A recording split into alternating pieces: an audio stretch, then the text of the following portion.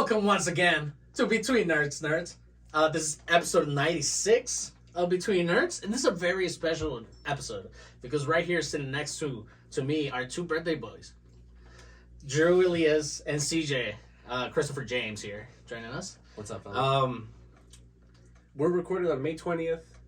You're probably listening to this on the 23rd or the 24th. Yes, so happy birthday to Drew. Everybody comment and like the video for his birthday. All I want from the CJ? Nerd Kingdom is just likes and subscriptions and Apple Podcast reviews. We want activity. Yes, and download tweets us. and emails and Everything. And hate comments if you guys you think the Send art me- takes sucks. Send me the salt.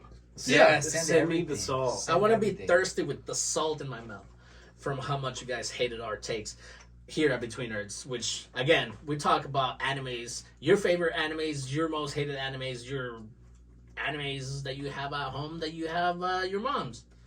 I don't know. Yeah, maybe just anime you hate in general. Who cares? Absolutely. Thank you for the sentiment, Aldo. Once again, You sound very excited. I am Drew Elias. This is Aldo Mendes. This is Christopher James. At the beginning of this episode, I just want to remind everybody to please enter our May giveaway by I almost said by using the hashtag. We're not doing that anymore. No. By being a subscriber on YouTube and leaving a comment on a YouTube video during the month of May, you can get some hand-picked free nerd shit. We'll mail it to your front door for free. And you can also enter by leaving a 5-star written review on Apple Podcasts, and then send us like a little email afterwards being like, hey, I was so-and-so that left that 5-star review. Mm-hmm. And then we'll take down your address and we'll get you some free shit. Some free anime shit, whatever you guys want. And it doesn't have to be anime. If we learn through your social media, if you are following us, if we find out you're a fucking fan of Mariah Carey, we might contact Miss Carey for you. You know? Shout out to Roby, who likes Mariah Carey. Oh, I was wondering what you were talking about. But fuck, man, it's been a crazy 3 weeks already of anime watching. Absolutely. I hope that the audio is better. Me and Aldo found the glitch in the Matrix.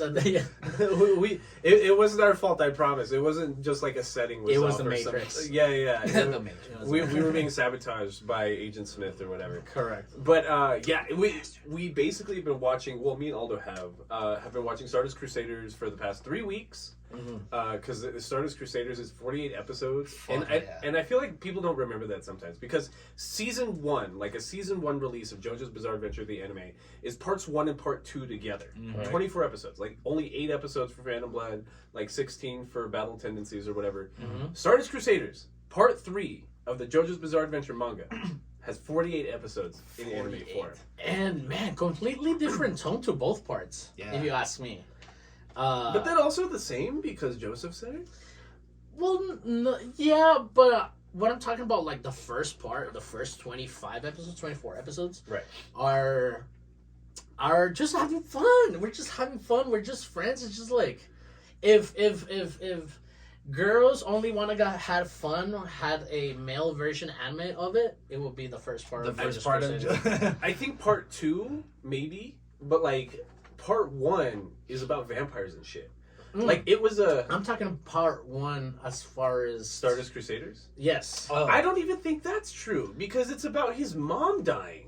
Yeah, but then again, It's about I think it's that's about like, Holly Cujo maybe dying at any moment. I think that's like a back burner point because I think most It is like their motivation for the whole anime. No. I know, but it's kind of like it's you kinda mostly forget that she's surviving. You It's kind of mostly forget that she's surviving. kind of dying as their journey goes along. To be honest, I kind of forgot that. I was like, oh yeah, he's doing this for his mom. I forgot that. I honestly thought they were just like, on It makes me sad that people don't like part 4 Diamond is Unbreakable as much because it's too slice of lifey.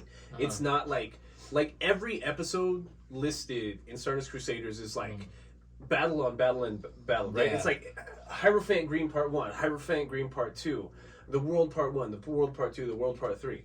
But like Diamond is Unbreakable is just kind of just people having magic stands and living their day-to-day lives. Yeah.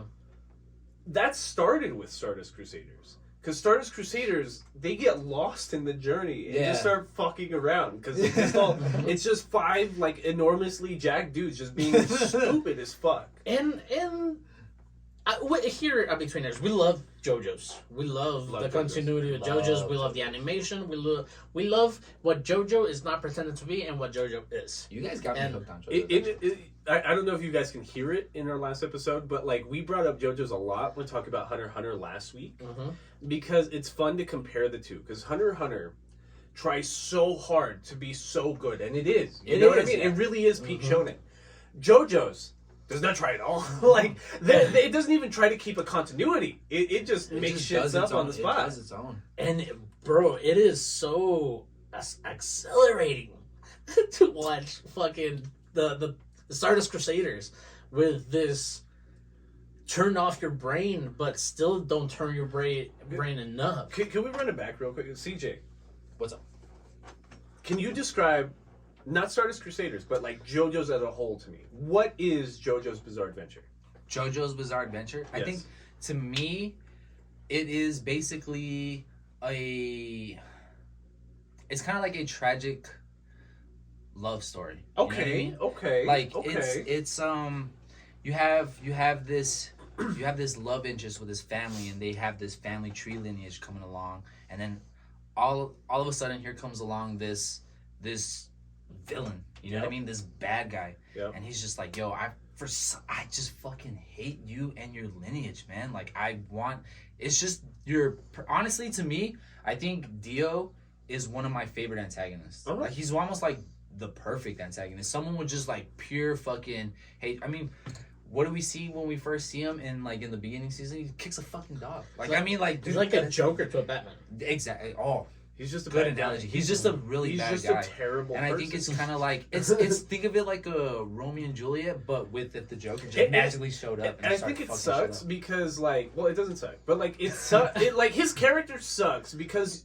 normally I feel like I'd be empathetic towards his character because he's poor, an orphan. His dad was an alcoholic and beat the shit out of him. He's very smart. His mom died at a young age.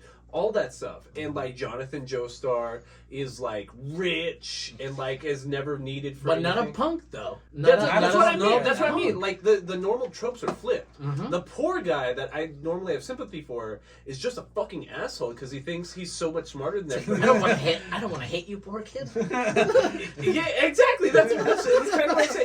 And like the rich asshole, I'm like, I don't know if he's paying his taxes. It's 19th century England. How did he get his money? Yeah, exactly. The story takes place in the 80s, right?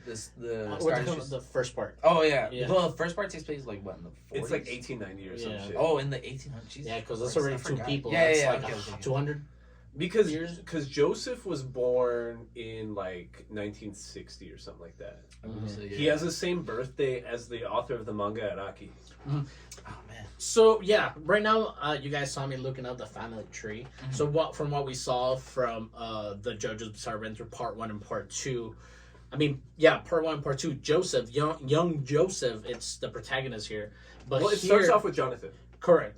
Yeah. But Phantom Blood, Jonathan. Correct. Jonathan. His grandson, after Jonathan dies, like trying to defeat Vampire Dio, his grandson Joseph Joestar, correct, takes up the battle against vampires. Correct. Because there was an ancient Mexican civilization that were trying to take over the world. The mask. But by using like haunted like stone masks to turn people into vampires. We never heard back from them. well, the last living one, the ultimate being Cars, got sent into space by young Joseph. That's a tragic way to go out, man. It's amazing. Joseph's my favorite. Joseph is my favorite Joestar. And like the evolution of, because I like your point of view, whether it's like a tragic, it's a love story between brothers, like to your family, to your what your parents left for you, and it doesn't have to be land. it doesn't have to be land. It doesn't have to be money. But what they left for you as far as teachings go. Yeah, you know what I'm saying. And that's the good of the Joestars. Yeah. And even though our Jotaro here is a fucking prick too, like that's how you would expect Jonathan to be as a rich kid. Yeah. And I loved your take on that because following the Joestars and then the villains kind of get messy here because on Part 2, Battle Tendencies, that's when young Joestar sends the The ultimate being Cars. Yeah, Cars into space, correct? Yeah. Okay, so now here on part 3, we're following Jotaro's grandson. Right, Jotaro. So yeah, it's Jonathan Joestar who became part of this lineage because his adopted brother Dio became a vampire and killed his dad. So then he died on a boat while trying to like transport him and his new wife to New York. So in New York City is Joseph Joestar, who grows up in the 20s or the 30s, like you were talking about. Or no, the 60s. I don't know. I can't remember. Whatever. Maybe I'm lost. He's old. So well, it was during World War II. Young Joseph. So that's the 20s. Yeah, No, that's that's the 30s. Yeah, that was the 40s. At the end of the end. So early 40s. 40s, 45. Okay. Okay.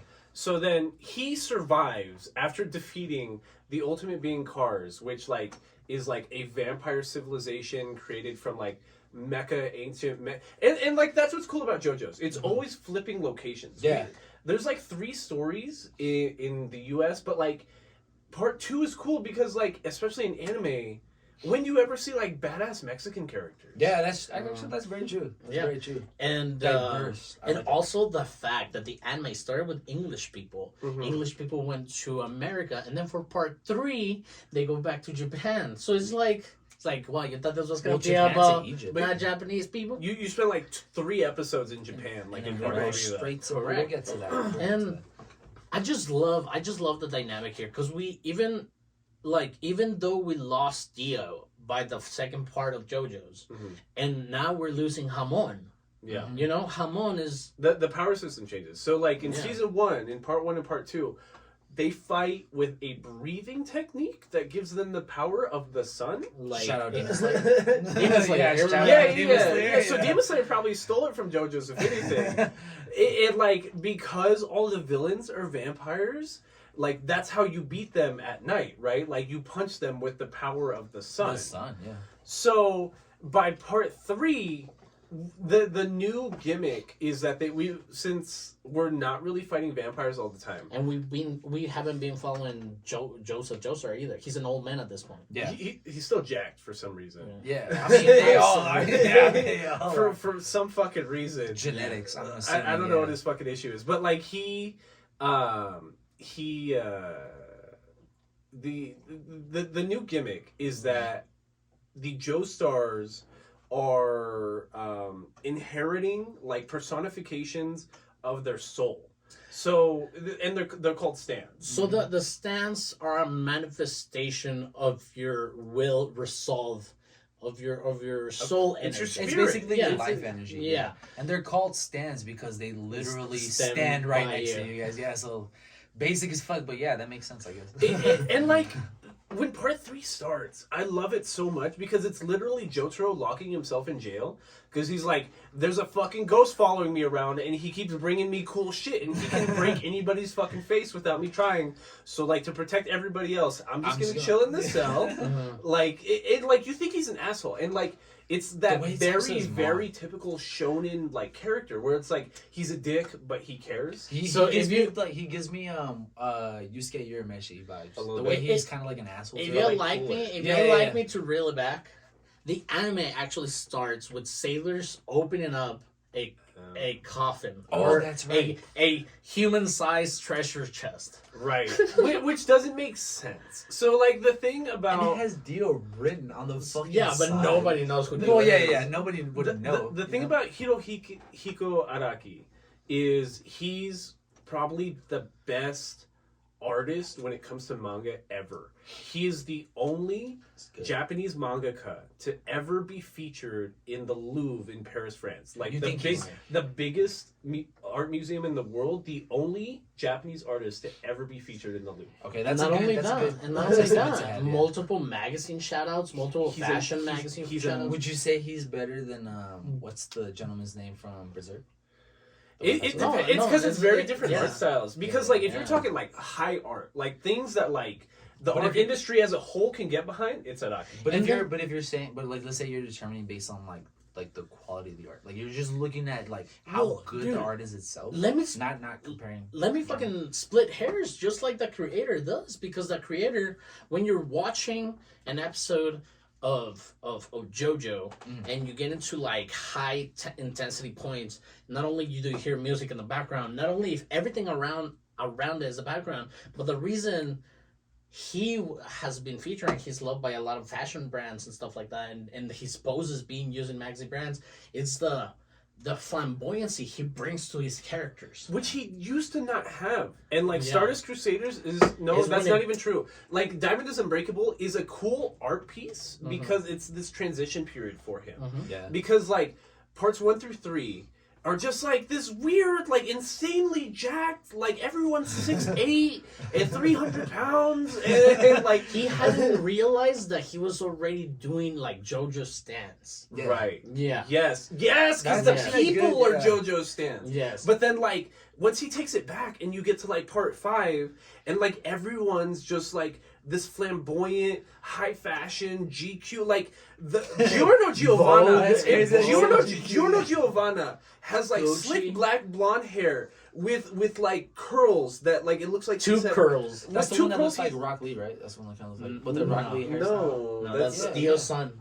Well, technically, Jonathan's. I'm not. It's because I'm not there yet. It was with Jonathan's body. Penis. Yes, it was with Jonathan's penis. You guys are talking about Golden Wind, right? Yes, we're talking about Golden Wind. I'm not there yet. We're not there. But like the minute you see Giorno Giovanna, you're like, this is different.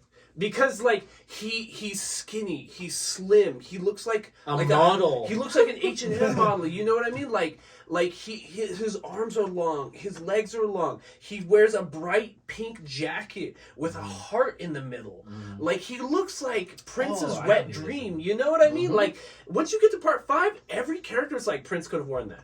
Prince could have worn that. And Prince could have worn that. And to see wear that actually. And to see in part 3 that he still hasn't realized that, like it's so much better. And I love seeing this evolution in an artist because it's so cool. Because like in our season 1 discussion, I wasn't ripping on it. Like I love JoJo's, don't get me wrong, but like because I have like this platform where I get to shit on stuff, like it always feels like a big negative because like it's easy to pick on it. He was totally just ripping off of Fists of the North Star. Yeah, there was a lot. For parts 1 through 3, the punching, the character designs, like it's just a Fist like of the North Star. 22-inch fucking biceps everywhere. Jesus, like 30 inch fucking biceps. Like, what the fuck? Like fucking 60 inch. And these are supposed to be teenagers and shit. Like right, like a what? 15-year-old. Like it's like, all right, that's a bit excessive. But like just seeing him realize like what he's going to, because. And then he starts loving himself as an artist because the main art piece that he featured in the Louvre is a character from part 4 who's a mangaka that is basically a stand-in for himself. And like he's the main focal point of his art pieces that are featured in the Louvre. Out of that, right? Yeah, it has a Netflix OVA, correct. Like its own spin-offs. Like it's his favorite character because it's him. Correct. And but like but like the character designs in part 3 are still cool. You know what I mean? Because like part 1, Jonathan Joestar could have been anybody. Like he's just huge with brown gloves on and blue spiky hair. That could have been literally any character. I just feel that in part 3, his eccentricities were more focused on the stance. Yeah. Than the characters. Well, I don't know. Well, I think both. Like both, but I think he was more worried about making the stands look good than. I agree. They have a lot more detail, but like the first time you see Jotaro Kujo, like hyper stylized. Like don't get me wrong. Like he's like wearing, that's his high school uniform. Right. Like his high school uniform is a giant black trench coat with like a police black cap that blends into his hair that spikes outwards, and then he's wearing like a Native American like gaudy belt.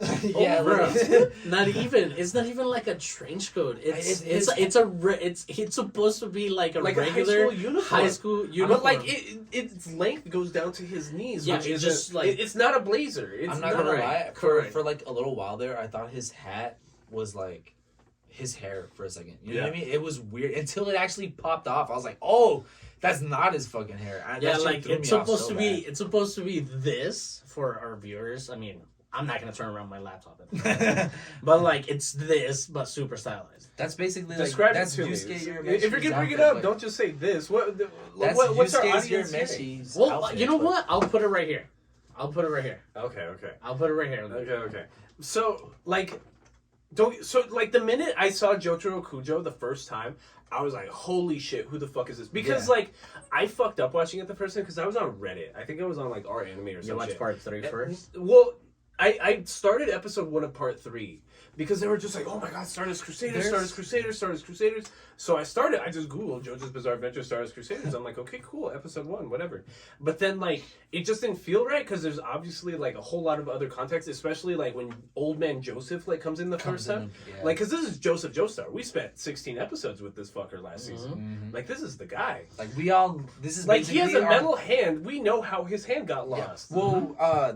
Well, Joseph Joestar, as from what I know, this is basically like a lot of people refer to him as like the best Joseph. Like I think he's the best. Dude, he's fucking hilarious, man. I think he's the best Joestar. I even love him. But I'm not gonna lie though. I think if they were to fight, I think Jotaro would wash him. 1,000%. Yeah, like Star Platinum would. Just because like they make a point in part 3 to show that Hamon does nothing against him. Because there's like 2 scenarios I think where it comes into, and the only I guess like bad thing, gripe that I would have against Stardust Crusaders is that I miss the old from the old Joseph is where he would like predict what the enemy was saying, kind of like fuck him up on that little joke. Oh, dude, I used to love that so much. Jotaro does it at one part. Yeah, there's only like maybe like 2 or 3 parts where they show that. I'm like, fuck, man, I missed that. That was so fun. That was a funny gimmick. That next you're gonna say, how did I get over here? And then he'd be like, how'd you get over there? And it's like, I got your ass. Like, dude, right when he would repeat whatever someone would say, you're like, oh, I got your ass, bro. That shit's funny. And in 48 episodes, bro, absolutely, they got enough time to have numerous amounts of like throwaway lines. Yeah. And the throwaway lines, dude, it's one of the reasons we love JoJo's. Yeah. And a lot of nerds, just like the nerds that, Doctor Strange, oh, this and that. Dog, you're not watching it to blow your mind. It's not gonna be something like Interstellar or some shit like that. You know, it's not something that needs to be groundbreaking to be amazing. I think most people just want to see like flashes and bangs and this and that, you know what I mean? But some like people just forget like there's story to be. But JoJo's is that though. No, yeah, but JoJo's is that. But there's though. story like, to be told. Like JoJo's will literally never like it's almost funny how gimmicky it is because it's so clear Araki does not give a flying fuck what like I can't even imagine him now giving a fuck what nerds on the internet say. He's just like, I'm writing whatever the fuck I want to write, bro. It's funny that you say that because I think earlier you brought up the point that like Araki kind of does what he kind of wants to do, but well, since this came out in the 80s, during the time I think Dragon Ball was doing their like tournament style. I think a lot of anime was doing a lot of their tournament styles, and so a lot of people were telling like Araki like, yo, maybe you should do some tournament style things. The Hunter x Hunter publication at its peak is in the is late like 80s. tournament,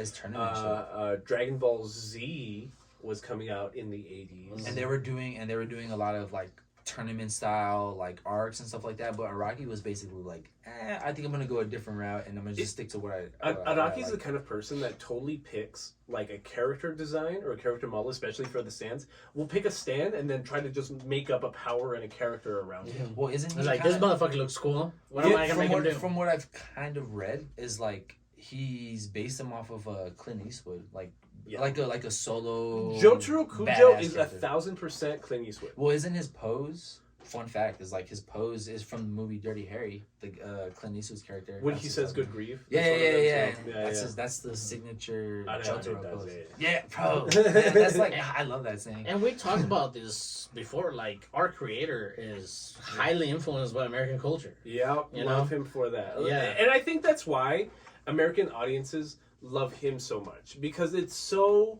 like recognizable for us. Like even all the villain names, or it's like it's Vanilla Ice. It's it's even the old ones, AC/DC.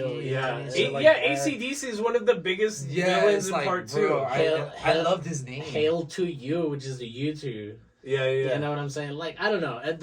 The weird copyrighted protected names kind of throws you off a little bit, but on the manga they're the real thing. It sucks because I think this is David Productions' like only baby. You know what I mean? And I think it looks excellent, but like that means that they don't have the weight or the money to be like hitting people up to use the names, the copyrighted names.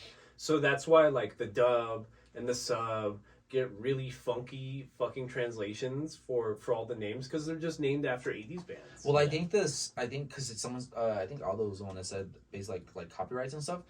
In the sub, they call Vanilla Ice Cool Ice instead. But I mean, he's clearly saying Vanilla Ice. You know, in the episodes, you're just like, all right, I know what you're saying.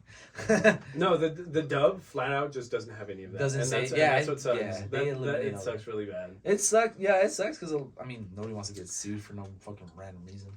But okay, so should we start like Jotaro? Yeah, Jotaro. Okay, so Some episode one, plot to this. he's in the cell I was talking about.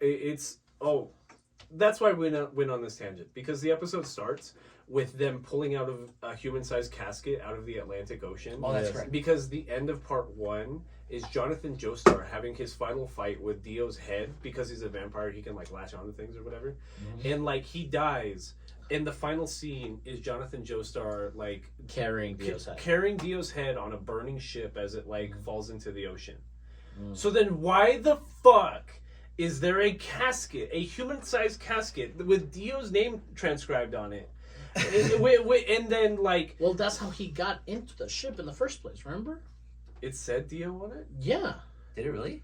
Yeah, I don't remember. Yeah, because he goes to the basement, to the bottom level of the ship. So then here's the part that doesn't make sense. Why was it locked? Yeah. So you're saying because he chopped his head off, he healed himself onto his body.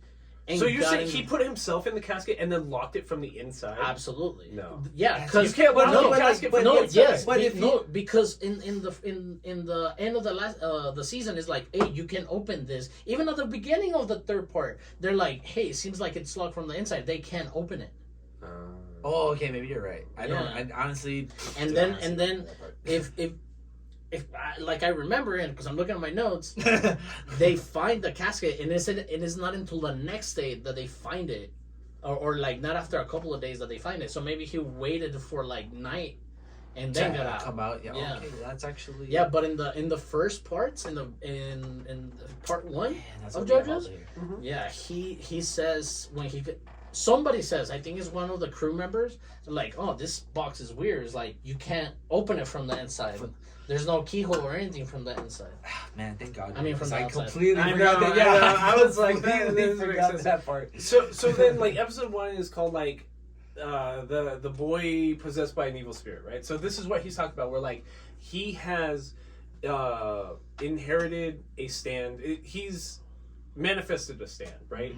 And he has like basically a spirit exactly the same size as him with like purple skin and like long flowing black hair that has it has hyper quick reflexes and power and speed to the point that it can grab a bullet that's like shot an inch from his face. And like it, like everything just broken you can think of a person doing, that's what Star Platinum does. It has hypervision, it has hyper hearing, but we don't get that until later on. Well, you kind of get a sense because he's like, it's this hyper strong spirit that's following me around, and I feel like it can do anything. Well, you get a sense that he's kind of fucking insane because doesn't he demonstrate? Because Joseph Joestar ends up appearing up, and doesn't he demonstrate to show like, yo, there's a crazy fucking spirit because he pulls a gun to his head. And he's like, let me show you guys. And like how Drew was saying. He's on the other side of the cell. And on the other side of the cell for like the visiting area is his mom, Joseph, and like one of the prison security guards. He has Star Platinum take the gun out of the holster, out of the security guard, and then he puts it to his head. And he's just like, let me show you guys y'all think I'm tripping? Y'all think I'm tripping? Watch this.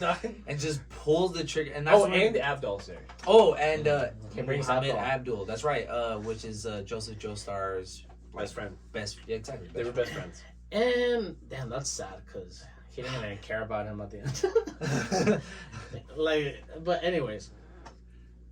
So then Joseph explains like it's because that's a stand, it's a manifestation of your spirit. It's because your great grandfather, his body was stolen by a vampire that's hiding out in Egypt, and like he has forced himself to manifest a stand, which we don't get an explanation for that until part 4. So basically in part 4, what they tell you is that there's a magic arrow. There's like magic arrows that are made from like ores that come from space, and then when you stab a person with it, they'll either die instantly, or their body will kind of like, it's like fighting a virus. Your body will come back 1,000-fold and like manifest a stand.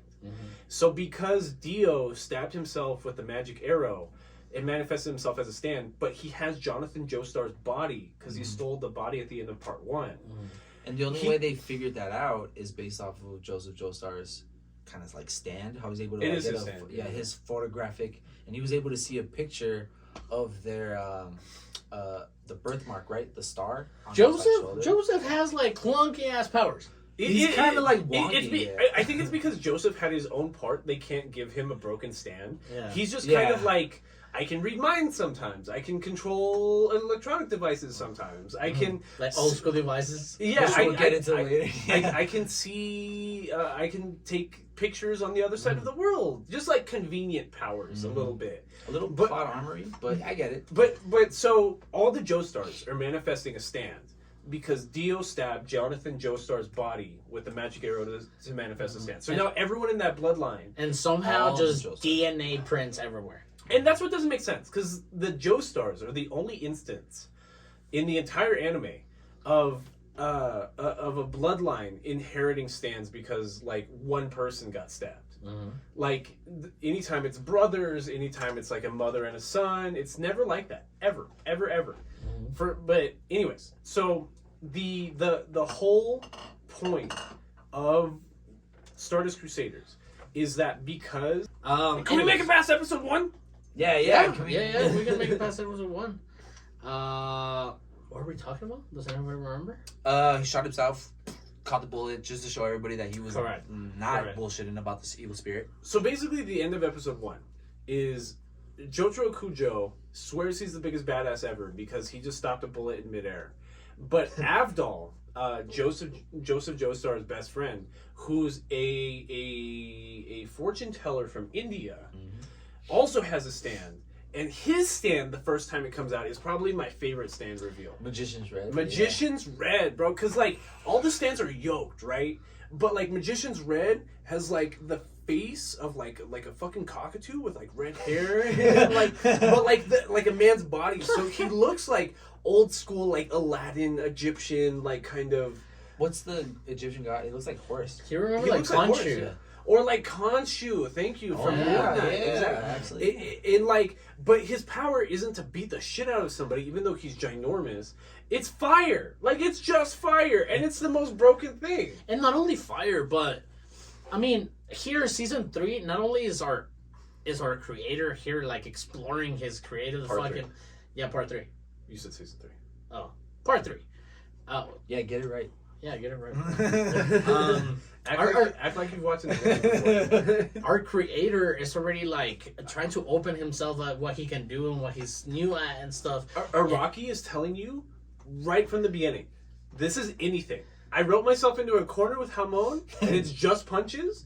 Right now, it's anything. But I like how they showcase like the stands, because they have Abdul basically like rap Jotaro, and he was just like, yo, I'm about to burn your ass if you don't do something about it. And that's when you see Star Platinum, bam, he manifests. And I like that Joseph is the one that makes the comment. He was just like, yo, you can tell he's strong because you can fully fucking see all of Star Platinum. It's not just like half of him. You can literally see everything about him. So you know that motherfucker's strong. And what I was going to say, right before Star Platinum comes out, it was that the Magician's Red, right? What's his name? Magician's Red, the stand for Abdul.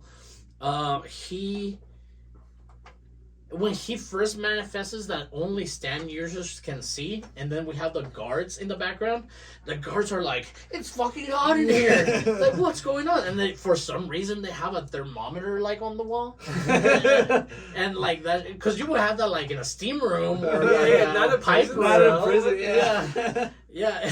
And you start seeing this shit go up. You're like, oh shit, what the fuck is going on? It's probably human rights. And Jotaro, for some reason, it's getting burned, but not the full extent that they show after that. Yeah. What? Okay, so do you think that people could see Magician's Red's flames? No. No, not at all. No, I think it would be... What if... It would be like hockey, bro. What if Magician's Red like lights a piece of paper on fire. So now that No. paper has its Yes. own flames. Correct. You will be able to see that. But not the ones being generated Well, directly from. So magicians, if it was from your human eyeballs, non-stand user eyeballs, you would just see like a paper light on fire. Oh fuck! What was that? That's a funny aspect because that's they meme that all the time in our Stardust Crusaders on Reddit because. Like, there's several scenes that are just stand battles in the middle of a busy town, and it's just like, what did those What people the think? fuck? What the fuck? And So- it's just two teenagers pointing at themselves. there's one that's just the dude's stand is just a gun. It's just a gun. You know what I mean? So you're watching somebody in the middle of town, just like this, like just this, like yeah. this, and there's another one being like, "Ho ho, I'm French. Like you cannot." Hurt me? You can't hurt me. I will slice your bullet in the air. And like you're like if you're an average little Pakistani person, you're just like What the fuck is these going white people have lost their shit. What the Yeah. fuck is happening? And yeah, That's funny, man. It's just That's funny to think like that. Like, Yeah, what the fuck is happening with these But see, that's people? not the point of JoJo's. Like JoJo's is very surface level. Like Yeah. the way Araki writes is very like Yeah, his dog. story's Just very don't think about it. straightforward, Just yeah. don't fucking think about it. Like he's gotten in trouble. It's gotten a lot better since he switched to monthly publications because the issues that he's admitted to several points. Like up until the end of part 6, because part 6 came out weekly, and then he had to rewrite all of it and republish it because it didn't make sense when it came out at the time. But like because he was writing week to week, he would just like either forget or hate what he wrote last week to the point that every chapter felt like a different story and it was going in a different direction. So like, you still feel that a little bit in Stardust Crusaders because, like, we have this overarching narrative. We gotta get to Egypt to save Holly Kujo. But, like, well, certain, Bring like, it- villains... I think you should bring it back. Why do we have to say Holly Kujo? What's going on with that? I feel like I've tried to bring it up, like, 3 times. But, like... well, we're not even there yet because, like, basically what we learn is Joseph mansplains to the audience. It's The narrator, basically. Yeah, he's just a narrator, like explaining like what I just explained. That like Dio has gained stand power, so now all the Jostars have stand powers. everything that Drew's been saying. It's all dialogue part from Joseph. Yeah. Right. Yeah. But like, you know what I'm thinking of that I really liked about the dub. The only thing I liked about the dub, not that I hated the dub. I don't think it's bad. I don't think it's performed terribly. But like, It's what not makes as it what makes it subclassic is the Jinglish. It's Joseph Joestar's like Japanese voice actor doing English because he's supposed to be from New York City, just like this garbage fucking like Japanese dub, right? But like the English dub, he's got an American accent. Okay, they all do. But Joseph's voice is just like very husky and like he's a smoker. But he does that thing that like I do when I get excited, where he like goes into his upper range like on accident, like just because he's excited. He's an excited person. He's like, "Oh no, Joseph! Oh no, Jotaro! Why are you doing that?" Like just like, it's like I missed it. Like I would switch between the sub and the dub, and I'm just like, okay, the sub makes a lot more sense. Don't get me wrong, but like I just missed Joseph Joestar's English voice actor. I'm just like, he's just so funny. Like I miss him so much. Anyways, side tangent. So basically from here on out, Dio is gonna send stand users to kill the Joestars because he still sees Jonathan Joestar's bloodline as a threat to his existence. Which is basically true. And not yeah. only that, by this point he has grown a hatred for the Justers as It's well. personal. Yeah. It's like Yeah. I like. I'm glad that he's the same character in part 1 and part 3 because like he just has this elitist complex. Even before he was a vampire, he was just like, I'm so smart, I'm so handsome, And I'm I'm so tall, reduced to I'm live so with strong. this fucking scum. But like even when like Jonathan Joestar's dad like adopts him and takes him in, he's He just still like, thinks about scum. I'm the best lacrosse player. It wasn't I'm not- lacrosse, it was rugby. I'm not gonna lie. When I first introduced him, I know he kicked the dog, but like, I was like, "Yo, this guy's fucking badass." Like, He this guy- sucker yeah, punches he- Jonathan. Dude, I was like, "Yo, this guy's." Assaults women. I was like, Oh my he's God. he's a villain, bro. Like, he's a villain Because he thinks he deserves it. Correct. He's not a villain for the sake of being evil. He's a villain because it's like, dude, you're nothing compared to me. Yeah. Like, I'm a god, you're an ant. If I step on Narcissist you, to the who fullest. gives a fuck? Yeah, That I step on ants all day. I'm bro. glad that did not change whatsoever, because Stardust Crusaders only makes sense if Dio keeps that same attitude the whole 48 episodes. Because like at any point in the very beginning, if Dio had just like walked his happy ass to Japan and just like just fought them right then and there, Just killed them Yeah, all. he would have done. It's absolutely done. Because Just kill Holly. yeah, just kill Holly. Because like it really is the journey that teaches them like their strengths. I think out of like all the, I know it's kind of like cliche to say, but I think out of like all the anime that I've seen, I think this one really emphasized like it's not the destination, but it's the journey along the way. Absolutely. Like this was one of the ones that it's really like Lord nailed of the it. Rings or some shit. Yeah, it's like really nailed it on the head on that. I like this about that. So he sends like weaker stand users the whole time because he's like he doesn't respect them. He's just like they're just weakling little Joestars. She's Wanda. It's like they probably don't even know about stands at this point. It's Wanda. It's like Wanda trying to take American shadows. Yeah, that's crazy. Love America. And I believe that's there's a lot of introduction like in this first 2 episodes. Because like the first enemy stand user becomes a friend. It's Abdul. Abdul was in jail. No. Kakuin. It's Kakuin. Oh, okay. Oh, and to me, at least for it made. This is where I also love our creator and this anime because of the miscontinuity between what we just learned in episode 1. It's like, oh, because Dio has your great grandparents' body, you are able to use a stand. But then we find the Abdul guy. It's like, what does he have a connection to? It's like, what has his but see, that's why they retrofit it in part 4 because it's the arrow. But like we don't know that in part 3. We go all of Stardust Crusaders, but where the fuck are these stands coming from? Right. And then Kakuin. Cucking. Cucking. Cock, not cuck. Cucking. Because he gets cucked the entire time. Cockuing.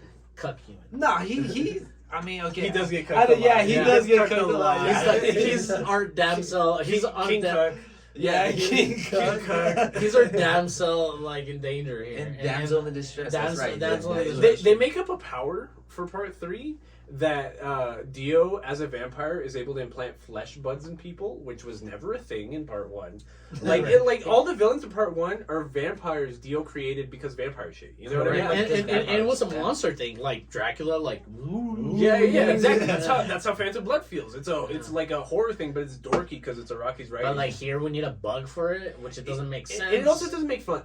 It doesn't make sense because it doesn't make fun. It's Dio's flesh that's implanted into your skull and like controlling your brain. Okay, whatever. Anime.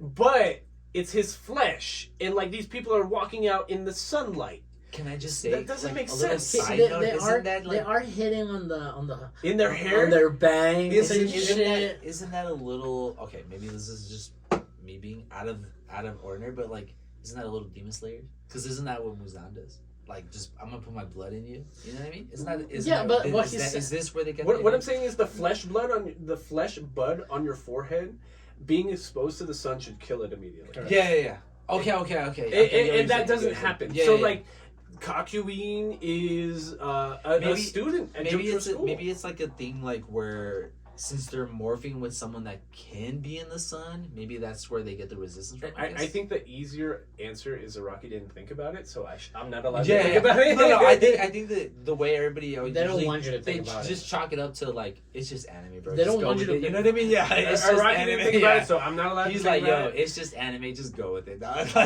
Because again, if he's writing to week, the next episode episode 3 when they do get the bug out.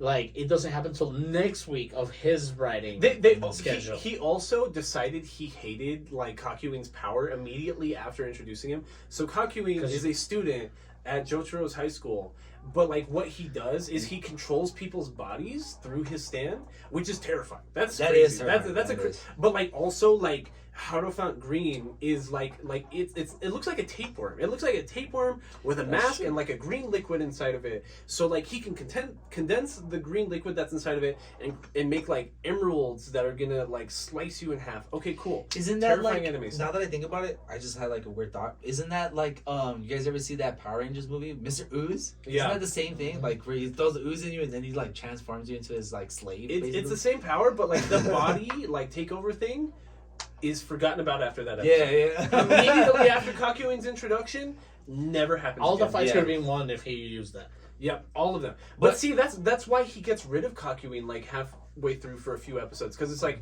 Kakuin's even like with his dumbed down powers, he's kind of too broken, because like if he's able to like slide and like sneak his way into any situation, can make barriers with Harrowfount Green, he has a long range attack, he's kind of too broken. So like they just kind of conveniently get rid of him for a few episodes. They introduced Iggy instead. Yeah, exactly. Yeah. What were you gonna say? I'm sorry, I keep cutting you off. No, I completely forgot what I was about to say. So we meet this fucking high school guy, Cookian, and it's funny because the Aldo doesn't want to say cock. Cookian. But Cookian,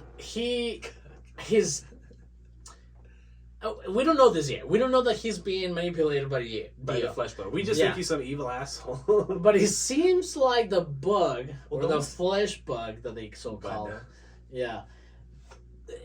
It doesn't completely control him. It just makes him want to kill Jotaro. Yeah, so it'll like implant like a, Like, a that guy, desire I or something. fucking hate that. Well, that's when we see Jotaro coming down, like during the school and stuff. And all that girls are like, one thing I love is just like, get the fuck away from me, you're fucking annoying. And they're just like, I fucking love you, man. Oh man, that's so fucking funny.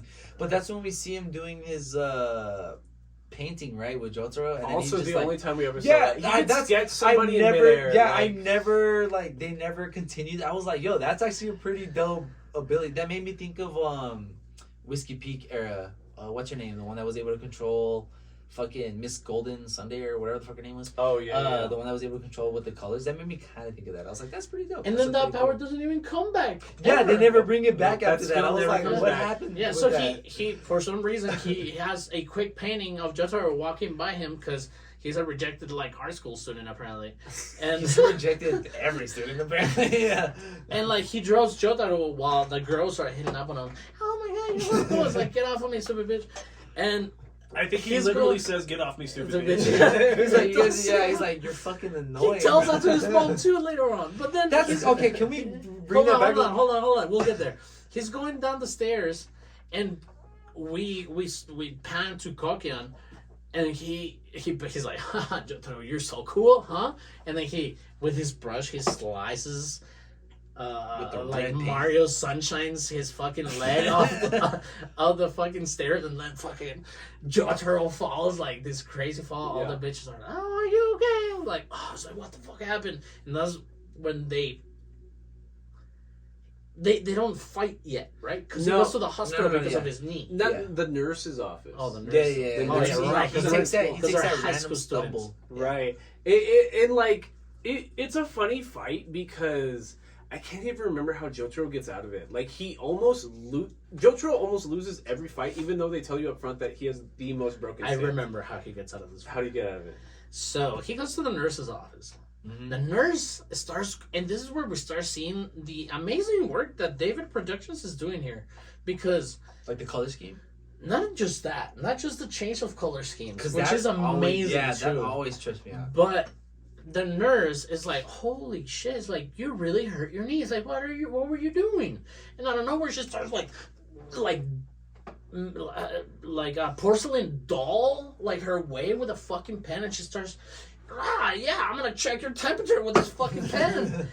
But it's like one of those like quill pens that's gonna like stab you. Correct. And then now we have a crazed out like nurse like trying to kill people inside the nurse room. And he's like, what the hell is going on? We still don't know that there's another stand user because the pacing of the anime. We barely know what's in Yeah, there, right? yeah. Yeah, the pacing of the anime right here in episode 2 is not telling you that there's another stand user. Right. And I know where Kokion. It's on the by the window. Mm-hmm. It's like, ha! I control there. I have control there with my stand. Just like villain exposition. Just because. Just because. Yeah. And if you hurt her, you're gonna fucking kill her. So what are you gonna do, Jotaro? I got you now. Which I can't lie, that's like a perfect villain move. Like, if you hurt her, you'll kill her. So it's like, yeah, it's exactly like, what are you gonna do? And for some fucking reason, another write-off we see here, and I even put write-off right here. Jotaro uses Star Platinum to look at the nurse, and the nurse, as she's screaming and like fucking trying to slash you, she opens her mouth wide enough to see Hierophant Green, and he goes to kiss her. Jotaro goes to kiss her, and Star Platinum grabs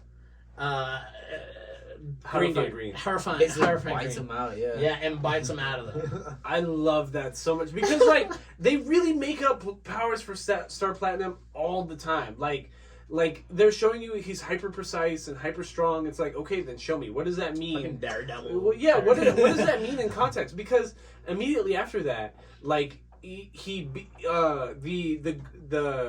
ending scene to almost every Jotaro fight is Star Platinum just doing ora ora ora ora, which is just like a sound he makes when he punches. I hated that shit in the dub, and I forgot what it meant. I hated that shit in the dub, because in the dub it sounds like he's like.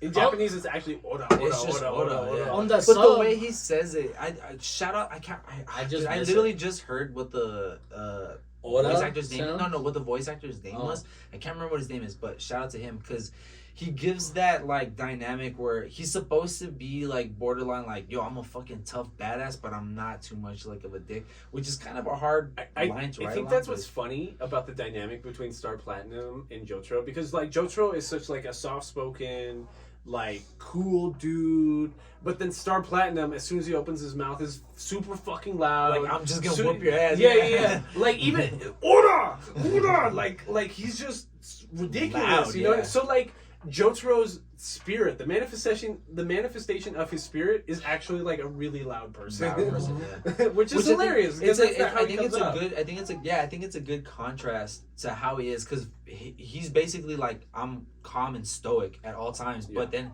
when his stand comes out, it's like, that's the complete, I'm here to fucking fuck you up. Like, Stoic, good yeah. attitude. And then when Star Platinum comes out, it's like, yo, I'm here to like just order you to death, bro. You know what I mean? So that's how like they knock Kakuin out. Just like ora. But like it's clear even in the beginning that Jotaro is pulling all of Star Platinum's punches. Yeah. Because he's very, very strong. Like he was able to pull apart like the bars at the prison. Yeah, easily. Like, he's super strong. Like he could kill somebody if he really ora somebody. I mean, like, well, to be fair, he fucking stopped a bullet from like point blank range. So yeah, this guy's like on another fucking level. But like when they get back to Jotaro's house, they lay down Kakuin, and that's when they see the flesh bud. And that's like another like test for like how good Star Platinum is, because it's like if they try to rip out this flesh bud out of Kakuin's forehead, then like it's gonna try to take over Jotaro at that same time. So he needs to be faster than the flesh bud in the time it takes to like run up his arm and take over his brain. And he does that like easily. And also a testament to Jotaro's character. Because he does take Kakuin with his grandpa. Right. Because he's like, hey, he's a stand user, something's wrong with him. Yeah, like he was bugging out, like he attacked me, but like I feel like we should help him. Well, to be fair, I think it was more like intrigue, like, yo, this guy's also a stand user. That's kind of weird, don't you think? Like, it's kind of like a coincidence. And I'm like, he's a fucking patron of Dio. He's sucking his dick all the time. Well, that's when we find out, like, he's just like, yo, I'm a servant. And then we start finding out how like Dio starts getting his people going, and then like, to your point, we were talking off mic that Dio is very pansexual. Yeah. You know, and he's just hitting up on everybody. And I don't even know if pansexual is the right word.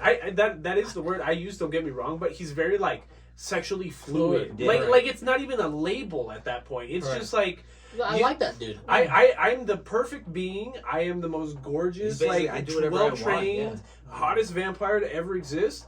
if I see Like you and I someone want like it, Sander the Great. Yeah, shit. exactly. If I see you and I want it, I'm gonna if get I it. see you and I want it, I'm taking it. Yeah, like I'm getting that shit don't matter to me. Yeah, exactly. Yeah, it's like I'm getting it one way or another. Yeah, One way and or that's another. Dio, and that's like scarier. Like, what the fuck? Like, this all-powerful, like 300-pound vampire is just out here fucking everybody he pleases. What the fuck?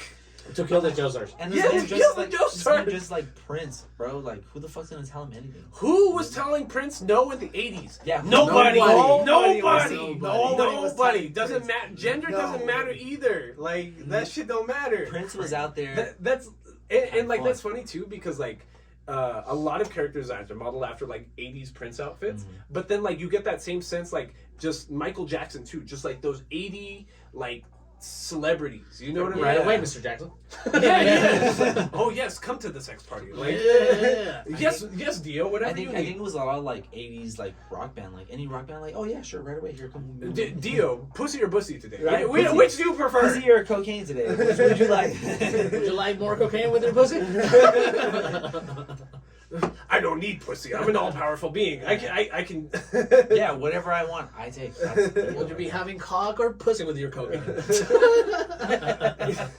What the fuck are we talking about? So, anyways, he takes the flesh, but Cock and pussy, forehead. okay? Yeah, takes it out. And that's when we get the exposition on Holly almost dying. So the rest of the anime is Holly Kujo, Jotaro's mom, has also manifested a stand because she's of the Joestar bloodline. But she has a weak will to the point that her own stand is going to suffocate her and kill her. Like an autoimmune disease. Yes, exactly. She has an autoimmune disorder with her stands. Understand? Yeah. And so basically, what Joseph like explains is that like we have to kill Dio because it's his influence on the Joestar bloodline that is like hyper pumping like her spirit, her Joestar bloodline spirit, her stand to kill her because and she doesn't have the will to like go against it. One thing I like is that because at this point most people already know that Jotaro was kind of like an ass. You know what I mean? He's kind of a dick because when he first sees his mom, he's like, "Bitch, don't be doing none of that shit." But then like, don't kiss me goodbye. Yeah, in the don't morning, kiss me pussy. goodbye. But then like in episode 2, we see a slight little change in his attitude because he's just like he's just kind of looking kind of pale. He finds her collapsing. Yeah, in the and fridge. he's like, she's kind of looking He kind of freaks pale. out. He starts calling for his grandpa. Which is pretty cool. I Like, think does he call him Joseph? I think he says grandfather. I think he says grandpa. Yeah, Yeah. Like he always calls him Joseph or old man. And then he's This just like, is "Yo, the Gramps." one time he's like, "Yo, grandfather, mom is collapsed. Yeah, Can we he's like, do something?" What's going on? And which I think is a pretty cool because I mean at this point, like how we said, like we kind of see Jotaro as like kind of an asshat to be honest. But then when we see his like soft side, he's like, "Yo, I actually really do care about my mom at deep down." You know, And I it's love that you brought that up because I was gonna bring this up. We as anime enjoyers, we always talk shit. We always talk shit about our protagonist characters, like their attitude, their character towards women, their character towards life, their character to shit. Okay, don't get me wrong. I've met people that hate everything in life, just like we perceive Jotaro to do. You know what I'm saying? But he seems in a way, in a deeper level to why the fuck? You know what I'm saying? Like, like why the fuck do I have to do this? He seems burdened by responsibility. Yeah. by responsibility That's a and good- and intelligence as well. Yeah, and because he's so much smarter than his grandfather. Oh, Right. sure, Absolutely. Like a million For Absolutely. But like he respects his grandfather number one for like who he is as like his grandfather. I but, love like, that he talks shit. He's like, I'm not gonna let you drive, old man. It's like stop. Yeah, I love Jotaro. He's funny. But to that dude, I think it was great character development, if any, to have not only Jotaro like worry about his mom, but also call his grandfather when through. It was like Rick and Morty when they fastened their seatbelts. When Rick finally fastened his seatbelt because he didn't want to die. Yeah, You know, yeah. you know, and I don't know. Like It was- he always says he doesn't care about his Morty because it's like he has a multiverse. Of Mortys. But he Correct. loves He his loves Morty. his Yeah, Morty. he loves correct, his and he seems like that, man, and it's great. I don't know. I love that. I No, know. that's good. Yeah. And I think it helps the audience because it's like, how am I going to follow somebody that's a complete asshole? Yeah, because it's like, bro, this guy's a fucking asshat, and it's like, but no, deep down, I actually do care about my mom, and I really love my mom. See, but then again, in something like But at the end of the day, it's a shonen, right? So he kind of has to do that. But then again, in something like what's the one with Ram and Ram, Drew? ReZero. ReZero. Our protagonist takes forever to get a clue. You know what I'm saying? Like, Oh, okay, I get you. No, yeah, I get you. No, yeah, I get you. So basically, after saving Kakyoin, and with Holly getting taken over by like her own stand, what I do need to talk about really quickly is Hermit Purple, which is Joseph's stand, right? So like Joseph is an accomplished fighter through Hamon, but like we're not fighting vampires for most of this part. Number one, number two, Joseph brings up a point when seeing Star Platinum for the first time that a fully like visible stand means it's a strong stand. And Hermit Purple, which is Joseph's stand, is kind of just like some purple vines that pop out of his hand. Oh, in Kokians, we didn't even describe that. He is like a ghostly figure. I described him like a tapeworm almost. Oh, okay. He looks tapeworm looking. Like a ghost with a tail. That's how I see it. Well, No, I think it was I a think tapeworm tapeworm was because like of how he took over a body the first time. Well, the Oh, way I mean tapeworms- the stand visibility. That's what I'm saying. No, well, one thing I like about tapeworm is that like how Hierophant towards the end, like where like the I guess like the legs would be, it looked like an actual strip of tape. That's why I like how it was tapeworm. Yeah. Right. So, anyways, Hermit Purple. Hermit Purple is kind of really, really fucking broken the more you think about it, but it's fucking useless in a fight. Like, it's the absolute worst one to have in a fight. Because it's these vines, he can hang on them, he can try to choke people, but they're not very strong. Is the only not personalized stand. Personified. Personified. There you go, yeah. In like out of our core group, out of the Stardust Crusaders, it's the only non-personified stand. But what it does do is, like Aldo was saying, with old equipment, but like it's 1981 in Egypt, so like whatever equipment they had in the 80s, like will it be a camera, like a Polaroid camera, Old TV, old radio. an old TV, like an like old a ham AM radio, radio, a ham radio. He can inject Hermit Purple into it, and it will tell him what he wants to hear, or it will show him what he's looking for. So Abdal hands him a Polaroid camera.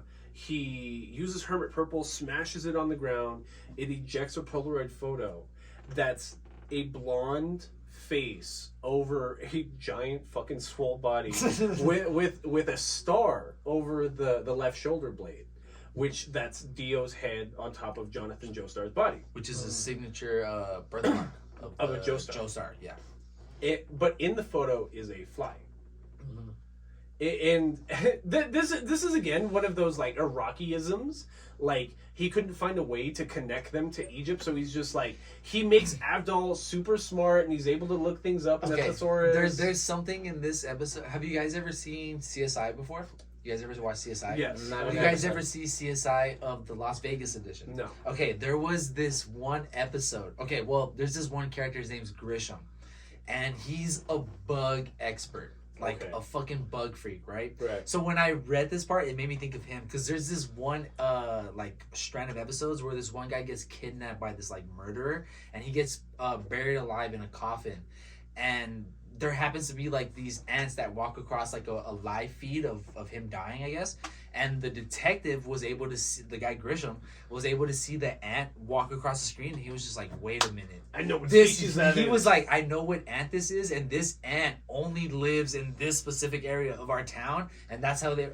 When I saw that, I was like, "Yo, this guy had to have gotten that's not a an thing, inspiration." though. You know Well, what I mean? this That's is- not a fucking thing. It's No, crazy it's that fun- happened. It's funny because other shows would make fun, or not shows. For example, Superbad. The cops are like, honestly, if there's no semen on the scene, we don't know who it is.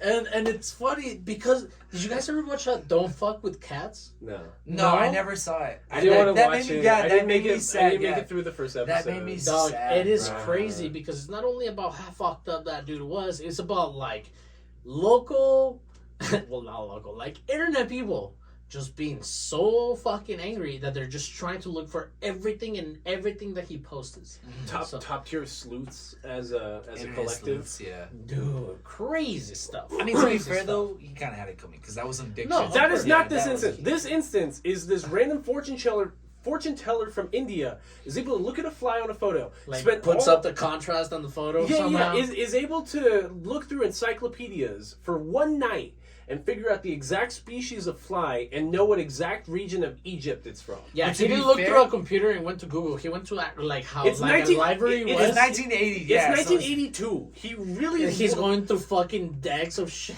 Which I'm not Yeah, gonna yeah. lie, that's not to me and someone that's never seen like Jojo, like, and I'm watching this new, I'm like, that's not an ass pull. That's legitimately in my head. I'm like, yo, that's some bug nerd out there would know that shit. But You know what I Avdol mean? is not that bug nerd. Mhm. This I is mean, the you first know, and yeah, only yeah. time we see that. You never know. I mean, there's random He did hidden take facts forever. about people that I mean, what It if was someone's one just night. like, I no. mean, What if he was compared just to a like, yo, bug I've been nerd. to Egypt one time and I saw this fly and I was like, yo, I want to know what this. I mean, you never know. I'm just saying. Nah. Possibilities. Nah, weak. So basically, from right here, we know we have to go punch Dio in the dick, and we know he's the specific region of Egypt he's in. So Joseph Joestar calls up the Speedwagon Foundation, a la Best Girl from Part 1, Phantom Blood, like Mr. Speedwagon.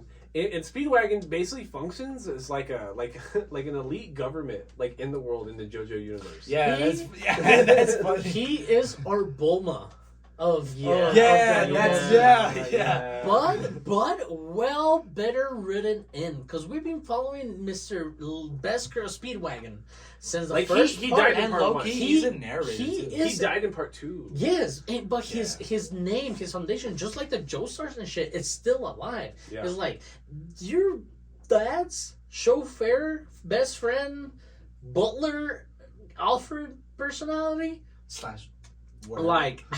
Like he did so much better, and his family did so much better that there's a foundation over it. Right. And it doesn't feel like something like Shield. It doesn't. Right. It feels I something didn't watch personal. Shield. I didn't watch any No, Shield. me neither. I haven't seen I'm talking about as far as the organization. It doesn't Oh, seem okay. something military. It doesn't. It seems like and I don't want to bring out his name of this fucking scumbag millionaires, but like if Jeff Bezos or Elon Musk was your best friend, but you were just an average Joe, like he would just give you his services. Yeah. You know what I'm saying? Okay, I get you. Which I don't think they have real friends. No. You know? No. How does Elon Musk of all people get a sexual assault case, bro? Like, this feels so weird. What do you mean, how? As the richest person in the world, he's so fucking weird and horny that he just like exposes himself to a SpaceX like employee, offers her a horse, and like still gets none, and still has to pay out $250,000. What a fucking weirdo. What a dog. weirdo! Why what a wouldn't he just pay a weirdo! prostitute at that point? In my opinion. I mean, I don't know. That's Why did what? Why wouldn't he just buy a prostitute at that point? Like, if you're gonna pay that much money, just buy a hooker. You know what I mean? Like, that's what most That doesn't go through politicians. that doesn't go through his brain, bro, because he's a scumbag. I think. Because most politicians would weird. just buy a Yeah, hooker. You know he's what I mean? just It's like, weird. I don't know. Yeah. That guy's weird. What are we Wait, talking about? Speedwagon. Speedwagon. So Joseph calls or up the Bulma Speedwagon- character. Right. So Joseph calls up the Speedwagon Foundation Bulma. because he technically works for the Speedwagon Foundation after Battle Tendencies. Like it was the Speedwagon Foundation that got him to Cars and got him like I think it was the plane that they used like Correct. when he dumped Cars into the volcano Correct. and then like out. So like Joseph still like in his old age is working for the Speedwagon Foundation and they owe him 1,000,001 favors for saving the world and defeating Cars. So Like the more we, Which- sorry to interrupt. The more we talk about it, Joseph reminds me of like Iron Man. the anime Captain America. yes. Oh, yeah, Right? yeah. Iron Man owes me a favor. Hold on. Exactly. Yo, Tony, can we do this? Can we? Yeah. I need this favor. I need A1 doctor. Okay, I'm on my way, dog. Like, Yeah. don't even worry. So basically, the Speedwagon Foundation not only has doctors, but they own airlines. So like they have all these top tier doctors on site at Holly's house and be like, okay, don't worry, Holly. Me, Avdol, well, as Joseph speaking, me, Avdol, Jotaro, and Kakuin. Kakuin is now part of the group because he feels bad because he almost killed Jotaro. Almost. Yeah. So now these 4 guys are gonna go to Egypt and somehow find Dio and like defeat him and break the Joestar curse, and it's gonna free Holly. But like again, JoJo's Bizarre Adventure is a stylized medium. It's a visual medium. Like, we're joking about the dialogue, we're joking about the voice actors.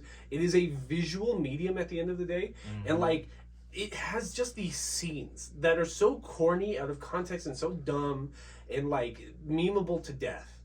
But like, in context, like my nerddom, like heart, like beats quickly. Like, I think that's what makes it JoJo's. It's The little just- corny shit that happens. It's so funny. like good. Like, it gets me Yeah. excited in the dumbest fucking like 5-year-old way possible. Because Because like the throwaway lines too are being used so like extensively. Like we see dialogue that doesn't go anywhere, which is something that if you don't have a camaraderie for it, like, you're not gonna use that time to not talk about the plot. right. You know, and JoJo's does it all the time, and continuing a background plot. The visual part I want The to visual, bring up yeah. The visual part I want to bring up really quickly is like, okay, cool. They've got the Speedwagon Foundation at the house. They're about to jump on the plane. They're about to jump in a limo that the Speedwagon Foundation opens, and they all do like a 3-scene pose. Like, it's like, okay, guys, we're gonna go to Egypt and we're gonna defeat Dio. And like, they all do this like Power Ranger, Charlie's like Angels. yeah, like Yeah. Charlie's Angels, like, and they're all 300-pound dudes. You know what I mean? So it's just like shoulder to shoulder, all at an angle, and just like fingers down, and just like, okay, guys, let's go. We gotta go punch Dio. It's just like, it's so dumb. Like, they put their foot out, like, it's this. It's thing. so 80s, It's honestly. A thing. Yeah, like, it's crazy. but like, it's so like, I live for that. Like, Yeah. what would episodes 1 through 5 be without that one fucking scene? Like, And no, that's very true. And I don't know, this is where I'm talking about, like, he didn't know he was doing that yet, yeah. and it just feels so How didn't Crazy. you see it, dog? Yeah. crazy. Yeah, I don't know. It's amazing because, like, what I'm saying, that all this throwaway lines and all this stuff that they do, the animation in that moment that Drew's talking about, they're just agreeing to Go to Egypt. to go to Egypt. Yeah, it's like- And then on that process, they do that, and then they get on the plane. It's fun. It's crazy because it makes you think like, hey, what do you guys want to grab to eat? It's like, let's go to Whataburger. Whataburger! And then we all just like strike a pose. And I it's love like, Whataburger. yeah, I I love love Whataburger. And the next thing, we're just on the lawn. it's like a Monday time. Like, we can go to let's go to like Las Vegas, Crazy. Vegas, and we're all gone. I that's hilarious. Well, I think that scene's funny because it's in coordination. Yeah. Like, you know what I mean? They all stick their foot out at the same time, and it's just like, we're going to Egypt. Anyways, so like, we have our second stand fight, Tower of God, or what? Tower of Grey. Tower of Grey. Excuse me. So this one's scary because like, and it also starts like this theme that really fucking annoys me about Stardust Crusaders is every other episode is a new stand introduction, right? Every other episode, something freaky's happening, and everybody in the group is like, what's happening? Why are people's tongues randomly exploding out of their mouth? Oh no, why is the plane going down? I hope the pilots are okay. It feels so cold in here. What the You fuck? know what, is You're going being on? so weird today, Kyle. You know what What's the- going on with like, you? you know what the episode like dynamic, the way you said, like every couple episodes we always have it made me think of you guys ever watched like Mighty Morphin and Power Rangers? Yeah. You know how like every episode there Monster was always like a beatdown. new monster to beat, and then they would always like, we're about to lose, and then we go to the Zords or whatever the fuck it was, and then they would There's defeat the enemy. there's a meta piece of dialogue about this in Bob's Burgers. Is it really? Yeah. It's something about I content. love those. I love that. It's a It's a new movie it's a coming. meta piece of commentary about how sometimes audiences just want something fun and dumb to lose their mind to for 20 minutes.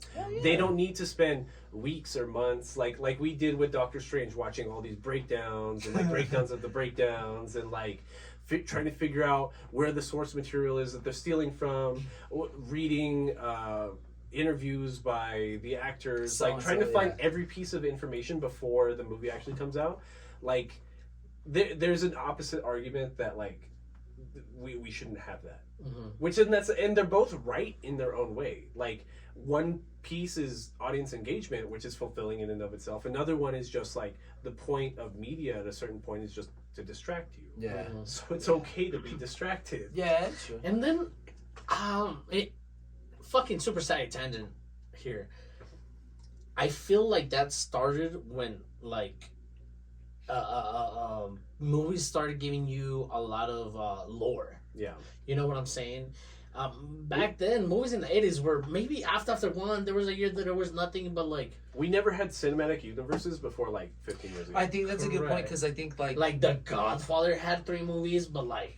You know, it's not because like back then movies. Who for watches example, The like Godfather 3? Yeah, well, because exactly. for example, like the old movies. Yeah. Think of like Freddy Krueger or like Jason Voorhees. The Yeah, stories were kind of like it was just usually like straightforward, but like nowadays, how you guys say like you have like the whole Marvel universe. So there's a whole fucking backstory to this one specific person. So not only does like this one guy act like this, but this is why he. That's like 50, 60 years old. Yeah, and it's like there's this whole fucking story coming about why he's like and that theme used to be seen like in a lot of horror movies, like you were saying. Mm-hmm. You know that it will have continuations to like fucking. And Saw it's usually 18. it's usually just the same story, just like repeated over and over. Well, again. Crazy stuff. What's the movie that's like Groundhog Day, but it's a slasher movie?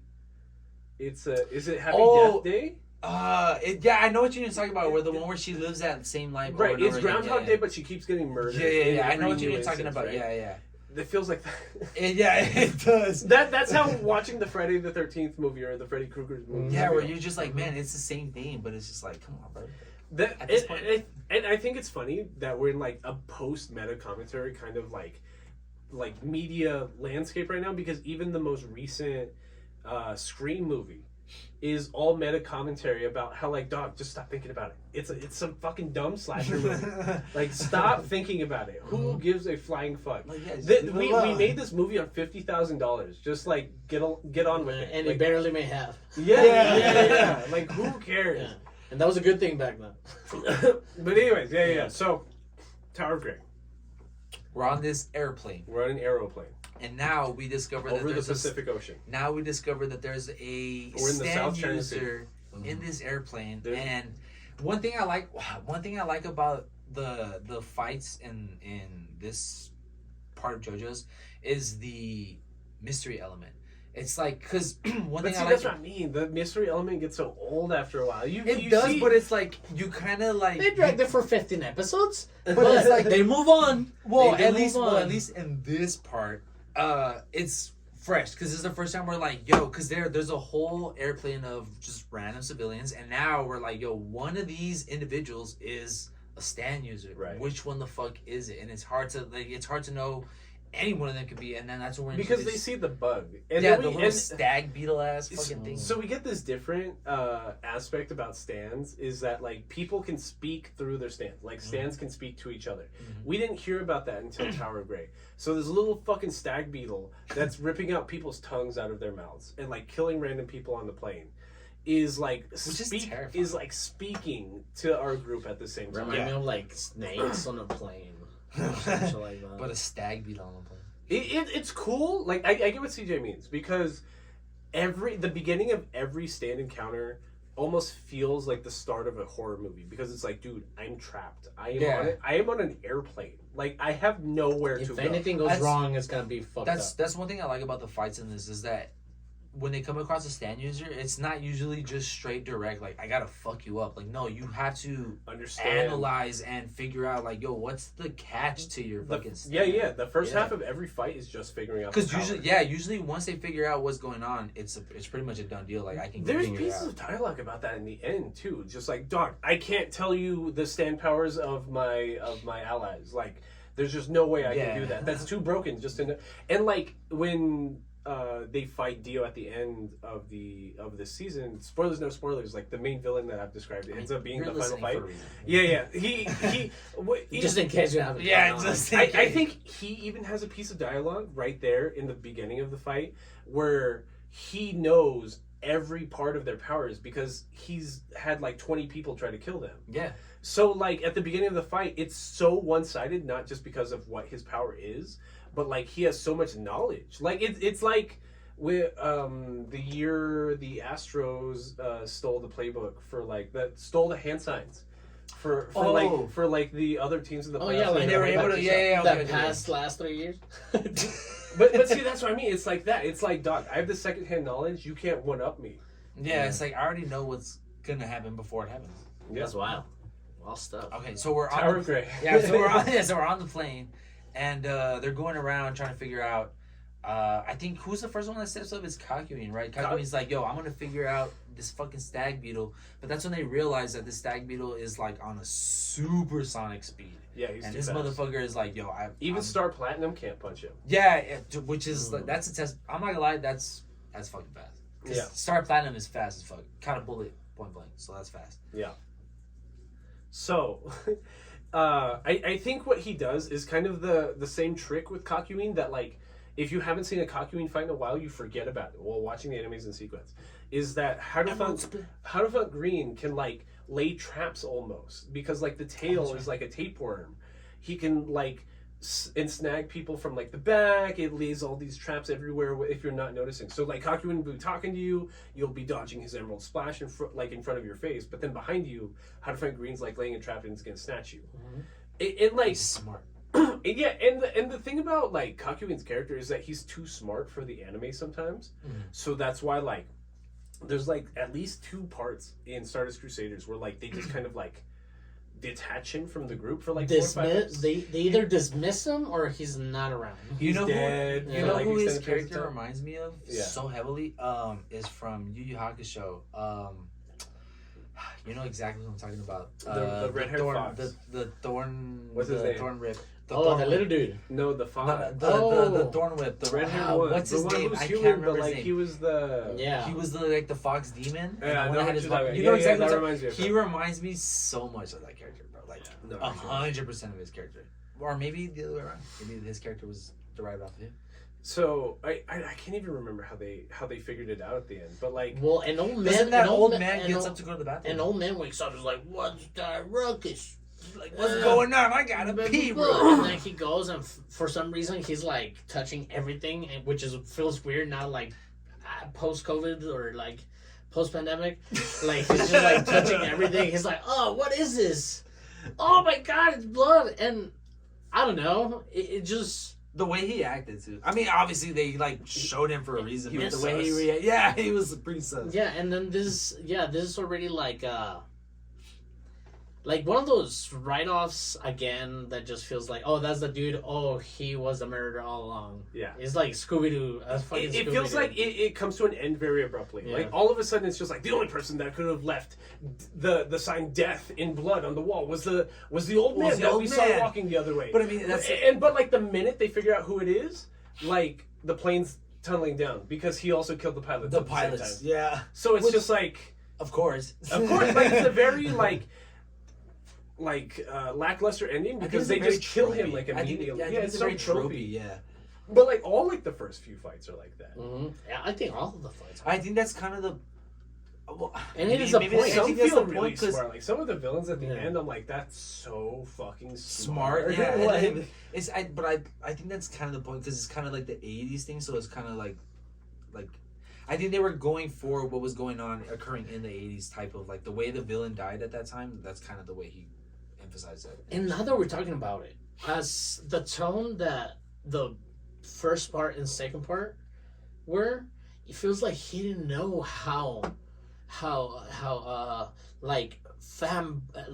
flamboyantly awesome he was doing.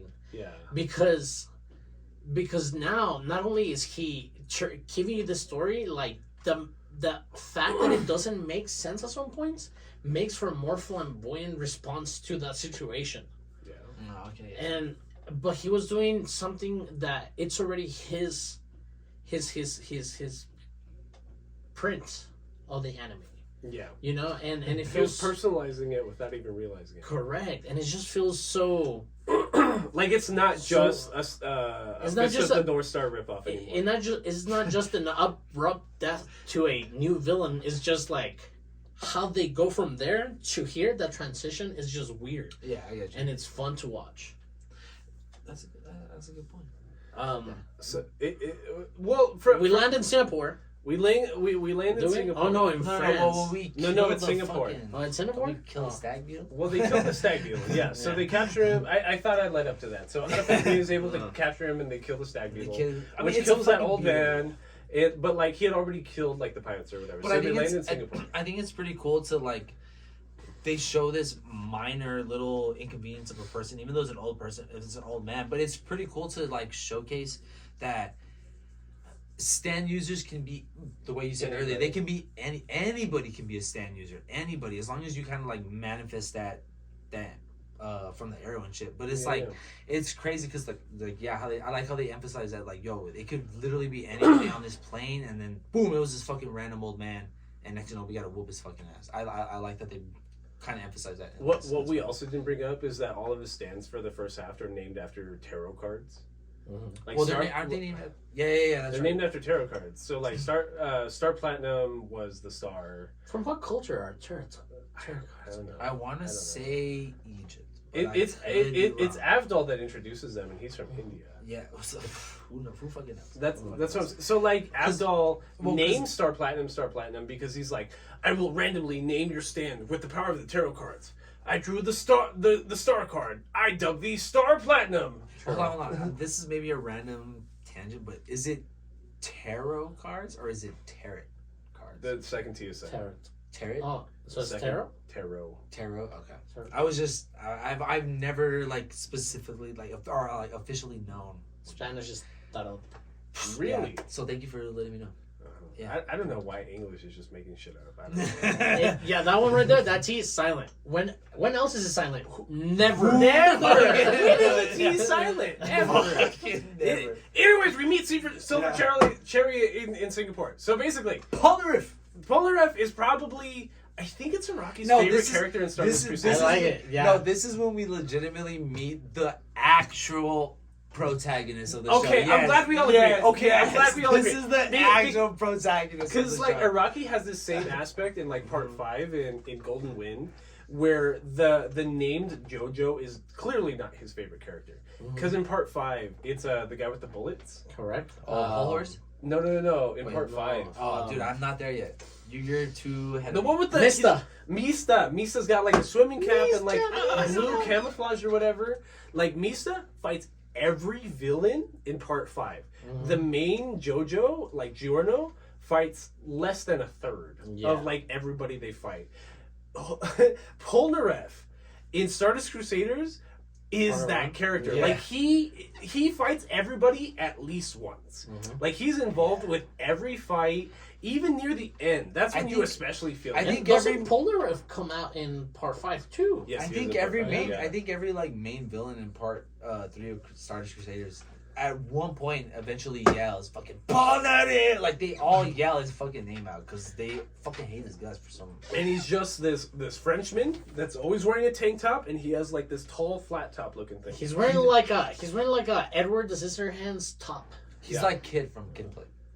So basically, Polnareff is a Frenchman that is also being controlled by Dio. A freshman. A Frenchman. Oh, a Frenchman. A Frenchman. And he might have been a freshman too, because he's like 17 years old. No, I think he's like 21. No, 22. yeah, he's in his 20s. Okay, he's older. Yeah. He's a Frenchman. He's a Johnny Bravo Frenchman. Yeah, Johnny Bravo hair, but gray hair. And like he's also being controlled by a flesh bug by Dio. But he actually gets the girls. He like somehow like he does have more of a personality than Kakyoin ever did with the flesh bud in it. But his fight with Avdol is really cool, I think, because I think it's like our first 2-episode stand fight, number 1. Number 2, it's just a rapier. So it's just a regular 10-meter... It's a what here? A rapier? A rapier? The type It's of fencing. It's for fencing. Not a raper. Yeah, I was like, yo, what? No. So his rapier. His stand is called Silver Chariot. Yes, and it's like a medieval-looking, prissy-looking stand that fights with a rapier. Which is supposed to be fencing, which is a French sport already. Right. Yeah.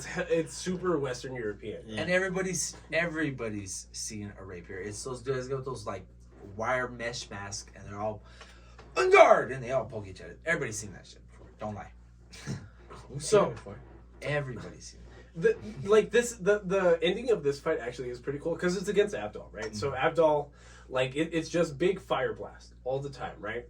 But the thing about Silver Chariot is that it's moving so fast. It's having that fucking just regular shonen almost Naruto aspect. Like you see the lot in Bleach, like he's moving so fast. There's an after image, right? I was about to say after. So, like that's how fast Silver Chariot is moving, and then his like armor pieces get blasted off his stand, and then like he's moving even faster, and he has no defenses. But it does feel smart how Araki writes himself out of this situation, because it feels like you've told us that he's hyper precise with his rapier. He's so fast you can't touch him. How the fuck are we gonna beat him? But then from like one scene to the next, it's just kind of like, haha, I did my fire blast into the earth in this hole that you didn't see me do, which means that I blasted your face when you weren't looking, and that's how I defeated you. And he's like, oh, you mean that thing you killed? That was only a copy of myself. I was able to do at the last second. I think exactly, which adds exactly to the mystery of JoJo's, which I like. It's such a that's such a JoJo thing. It's because the first time that you watch this, you're a first time viewer. You have no scope or sense of what's coming. But me, I haven't watched this part of JoJo's in forever. Yeah, in like 3-4 years. And going back to it, I had so much fun watching it. Mm-hmm. Yeah, it's something that it's not supposed to be like this groundbreaking emotional fucking shonen or anything, but it delivers in so many levels. It's again one of those things that's like so tropey that it's good. I think right? it's like a staple of a lot of anime tropes type shit. Well, to me, if anything, it feels like at that time where this was sorry, when this was coming out, Monkeypox. No, I'm just kidding. the tone in a lot of animes was already getting to like the slice of life kind of anime. Okay. You know what I'm saying? Okay. Right? Part 3 came out around. It was the 80s. This came out in the 80s? Late 80s. Reading? Late 80s. Late 80s was mostly like Dragon Ball Super. Yeah, it was like Dragon Ball Z and Hunter x Hunter. The animation came out or the manga? Oh, the anime came out 2014. 2014 for Stardust Crusaders. It just feels like when that happened and it got a broader audience, it just feels that I think that's what it was something. It was something to bring back that brought you back to what really dorky anime is. Right. Yeah. And I don't know. For me, we were too highbrow in 2014. Is that what you're saying? Absolutely. Yes. Absolutely. They were trying to humble us a little bit. They're like, that's what I'm trying to say. Your roots. Remember when anime was fun? Yeah. Remember when it was exactly. This is the reason why you liked anime. Remember, you were already being crushed by like your Line April, and like you've already watched like Shell like that. You know what I'm saying? So it is awesome to rewatch. Yeah. It is highly. I can revisit it at any time. No, I get that completely because like, which is a good thing. Even the next part reminds me of Scooby-Doo, like somewhat, because it's just like, okay, we tried flying to Egypt, now we're gonna take a ship, but instead we're gonna have all Speedwagon Foundation crewmen, and that's how we're gonna be sure that like nobody's a stand user. So they hire this ship, they get on the boat, and right away they think it's haunted. It just turns to Hydra too. Because a lot of spooky shit starts kind of happening. So like random crew members are dying. Things are moving where people aren't. The ship's moving without any people on board. So they're like, "Yo, what's going on?" Right. So then, like ghost ship. This is the first instance we see of like a non-human controlling a stand. It was it's a orangutan, right? Yeah. Oh, man, I'm not gonna lie. When I first saw that it was an orangutan, I busted out laughing. I thought that was fucking hilarious. But they also make him a gag character. Yeah, because like he has goofy expressions. He gets caught by being exposed as being too smart to be a regular orangutan because this little orphan girl from like India has been following around our crew for the past couple episodes. Would you think it's gonna be another character, but no, she's not. She just disappears after. Yeah, I can't remember. I think she's just kind of like here's something to add to your journey. You know what I mean? Yeah. She's like the kid that followed Joseph around in part 2. Yes. But dude, exactly. I think you also realize that Rocky just realizes I don't need this. Yeah, like so he just gets rid of her. But like right here, she's showering. She's a female, but she's also like 14, 15. And this perverted fucking like stand possessed human intelligence gorilla, it just like breaks into the showers and is just like staring at her.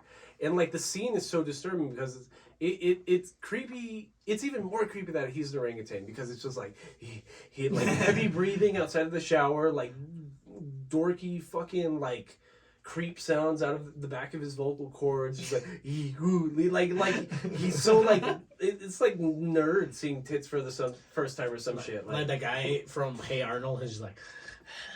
Oh yes, Stinky, bro. Yes, bro. That's exactly what that reminds me. But and then Jotaro again, he's just like a great guy on the inside. He never wants to show it, but he's an excellent guy because like he gets a whiff that somebody is like mildly harassing a woman, and he's like, "Yo, it's time to step in action." Absolutely, There's a line of gentlemen, bro. Honestly, I skipped the entire villain. The villains come in so quickly right now. I skipped the entire villain. Bro, there's so many villains. So that's episode 7, Strength. The Aqua guy? Yes, episode 6 is called Dark Blue Moon. Yeah. Because that's the one, like, with the ship that they hire all Speedwagon Foundation members. Oh, yeah, that's right. And, like, what ends up happening is a water stand user attacks Jotaro and, like, attaches barnacles to his fists so that he can't flex his muscles and he falls off the ship. Dog, do you know that's a real thing, bro? What? Wait. Like, if you get an open cut Uh-huh. at sea and for some reason a small... barnacle and stuff like that, like goes into your bloodstream, it can reach your bone and start building a colony in your bones. That's disgusting. What? And it's one of the most painful fucking things that can happen to you. Okay, I've seen barnacles before, but it's like, what I don't understand is how would a their culture... They would have to be like microscopically small. Yeah, you know what I mean? Their culture of like, because a barnacle is. Have you ever seen those things are fucking nasty, but they're big. No, but they start like small, bro. Like tadpole-ish? Like the ones that you see like on a big whale. Obviously, they're gonna be this big because they've been there for a while. Long. Okay, dude, that's but like scary. As small, like if the barnacle kind of culture gets into your like bloodstream, it can develop in your bones. Oh, man, so like reefs are not a singular organism because they're an animal. They're not a plant. Well, yeah. So when you see like a whole reef stock, like not the multiple reefs, but you see what looks to be like one piece of a reef, it's a colony of microorganisms, and they can reproduce asexually. If they fall off, like an entire new reef stem will come out of it. Like jellyfish. But they each function as like different organisms. When did you guys become fucking? I love that for a long time. I don't know. That's what I mean. This is literally part of like this is marine biology. This is part of advanced ecology. I have a degree in biology. I don't know how the fuck all this. I watch a shitload of animal documentaries. Like you learn something new every day. I've been tested on this. I don't know why he knows. I kind of expected from you, but how the fuck did that? Yes. Thank you for. So I didn't take I'm not that. just bullshit. I didn't understand that metaphor though. So that's really cool that it's a metaphor because his power is just like an all-encompassing water stand power. Mm-hmm. Like he manifests as a humanoid stand, which is kind of ugly. It's like a flat-faced fish, but then he's got like big swole like man arms, but then he's got shark fins coming out of his forearm. Scary as fuck. But like he makes a whirlpool, but in said whirlpool he's also like using the barnacles to cut up Jotaro. Mm-hmm. So like Jotaro Star Platinum only has a radius of 10 meters. That's like the meme in Stardust Crusaders. Mm-hmm. It's like, you're out of my 10-meter range. Like that happens in every Jotaro fight. Like they just try to take advantage of his 10-meter range. Mm-hmm. But like with Jotaro being underwater, being unable to swim properly while inside of a whirlpool, can't cross the whirlpool to punch the guy in the middle. It's an issue for him to lose. Yeah. It's okay, guys. We have Miss Aldo over here. My dog's freaking out. Sorry. It's okay. Is there it's a okay. cat? We love dogs. Please follow us on YouTube. We love dogs. Please listen. If you've been listening this long, just fucking hit the like button, subscribe, leave a comment, bad or good. She's a rescue. Give us Give a subscription and a bell notification ding just for that rescue dog freaking out about a cat outside. She doesn't like people with mustaches. And it's a she and she's named Jonathan. That's fucking hilarious. No, that was Zelda. Oh, that was Zelda. Jonathan's Jonathan's so right here. good. Oh, Jonathan's Yeah, we have another dog here. But yes. So like I can't even remember how Jotaro gets it. Oh, I remember. I hate this part. I absolutely hate this Star Platinum power. So again, Araki has written himself into a corner because like he made too well of a well-rounded villain, right?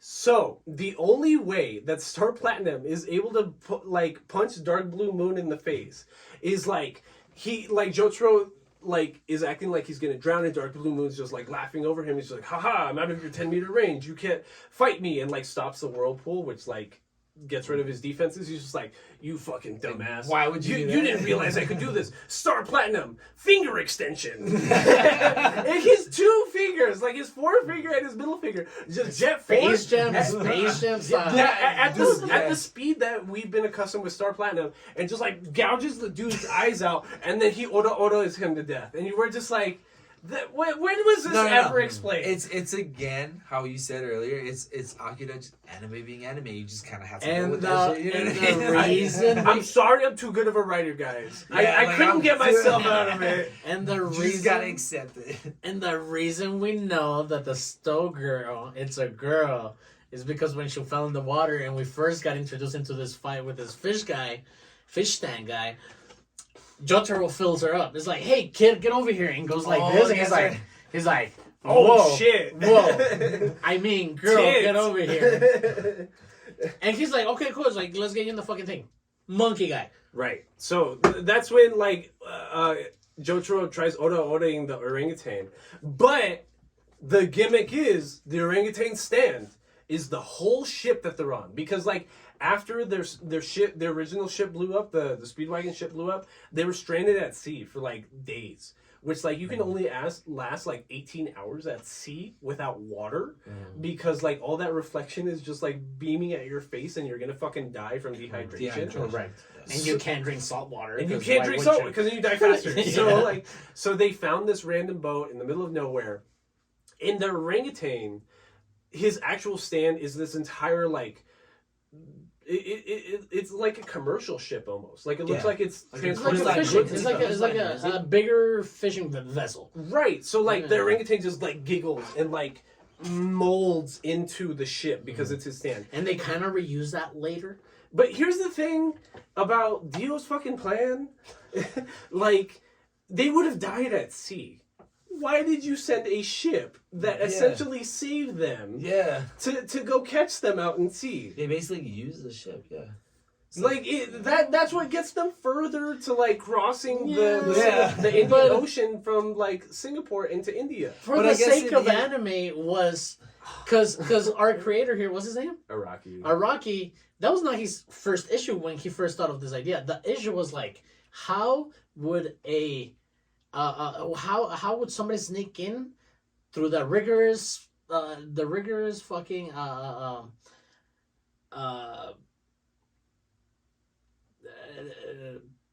the rigorous process of the foundation, the Speedwagon Foundation, to first get a crew, get a boat, interview all those people, be hired by them. It's how will we sneak someone in? Oh, well, it was a monkey that we're transporting.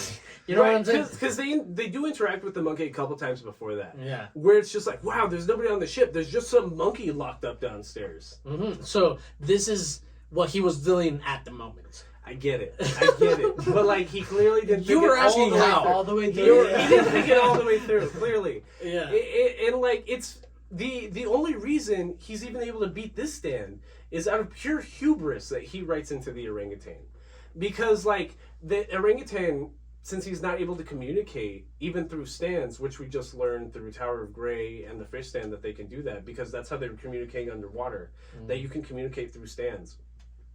We get a lot of subtext from the narrator on what the monkey's probably saying. And it's pure hubris. It's Jotaro is standing in front of a wall on the ship, and it's just where is that damn orangutan? And the ship just encompasses him.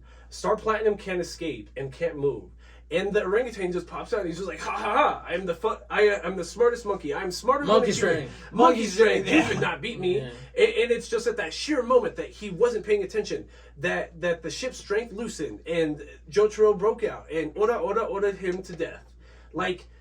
That's 2 cop-outs in a row. There's been a lot of cop-outs. Isn't that when it turns into the big face? Like, or is that later on? No, that's later on. Okay, sorry. That's in the Go ahead. submarine. Go ahead. Continue.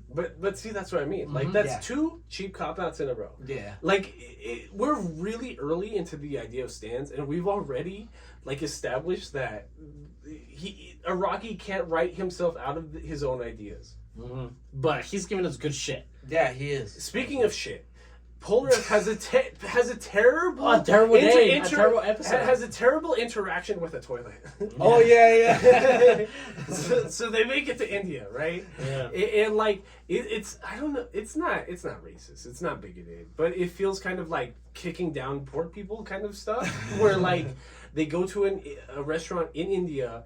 Polnareff has to use the toilet because he has to fucking shit himself because he's had a terrible fucking day at sea. Mm-hmm. To the point that I thought it like was because of that Indian food. what they haven't eaten. Oh, they hadn't oh, ordered oh, yet. they They haven't hadn't ordered. ordered yet. Oh, So that does happen. that does happen. Right now they haven't ordered yet. Yeah. So he gets shown to the restroom. It's just a hole in the ground, and then he's like, "Oh, that's weird. Well, I guess I can shit in the ground." You think And that's then how it was in the 80s? I don't. Like, over there in India's India? really in the 'Cause 80s they're- had no money. That's Because what I'm right saying. now they're backed by industry. You know what I mean? They just Yeah, but broke like, off from the imagine- British. Imagine They the broke. 80s. They just broken up from the British in the 80s. Yeah. That is true. Right That is now, true. like they're the biggest vaccine producers in the world. They have a lot of grain exports. But does that mean do they have Same food, toilets? though. You know what I mean? Do they have toilets, bro? That's the question. So here's the part that's like also a meme, is that like Polnareff's freaking out about a hole in the ground that he has to shit in. Number 1. Number 2, comes out a fucking creature, but it ends up being a hog. So below this building restaurant is a pigsty. And so the toilet is immediately over the pigsty. So the hogs underneath are eating the shit. And there's a really big one underneath there that gets so hungry, and he's so big that he will pop his head out of the toilet to lick people's assholes to Like get a the shit out of it. bidet. Like a Like bidet. a bidet, And like the an Indian bidet. We get this ugly fucking face from the waiter here, where it's just like it's a super like ugly It's a face. Jojo-y face. It's a Jojo-y face that's just like, so yeah, and Jojo. sometimes he'll lick your asshole, and it feels really good. Like, By the way, on the sub aspect, like this shit sounds hilarious because like every like even remotely evil person on the anime is like, they all kind of cackle. I don't know why. it's awesome. It's kind of like a One Piece because everybody in One Piece has a weird. But they have a fucking different laugh. Yeah. They all have a laugh. different This guy laugh. has like a weird. Everybody has like a weird cackle. So anyways, Polnareff like freaks out and doesn't want to shit like and have the hog eat his fucking ass. But here's what's freaky about that. Like hogs are exclusively Pole Bizarre Adventure. they're exclusively for pork meat. Yeah. Keeping hogs are. That means they're feeding these hogs human feces to feed that hog meat back to people. Correct. That You know, is fucking I'd rather eat insane. human. I'd rather That eat is human, dog. fucking insane I'd rather to eat think human. about. PETA. I got something before you. PETA? Yeah, PETA, bro. Yeah. They need to be Yeah. called, Oh, yeah, bro. yeah. What the fuck? So Kakyoin doesn't poop in there. And like he runs out and instead he's like in front of the mirror. He's like, wow, I really gotta shit. This is insane. And then he sees like a mummified like rogue looking thing. It looks like a fucking World of Warcraft like rogue almost, like in his back periph, like jumping out of the window from his reflection in the mirror. He turns around, nobody's there. Nobody's there. Bum, bum, bum. But again, we get that JoJo aspect where it's like, wouldn't you automatically assume it's a stand? Like That's why you were just attacked by 4 stands in a row. That's what I like about like I was saying earlier. That's what I like about like the mystery of the thing. Because you see that and you're like, what the But fuck as is us that? as an audience, we're like, obviously it's a fucking Yeah, stand, that's bro. true, Like, but it's it's gotta be a stand. It's Scooby Doo mystery.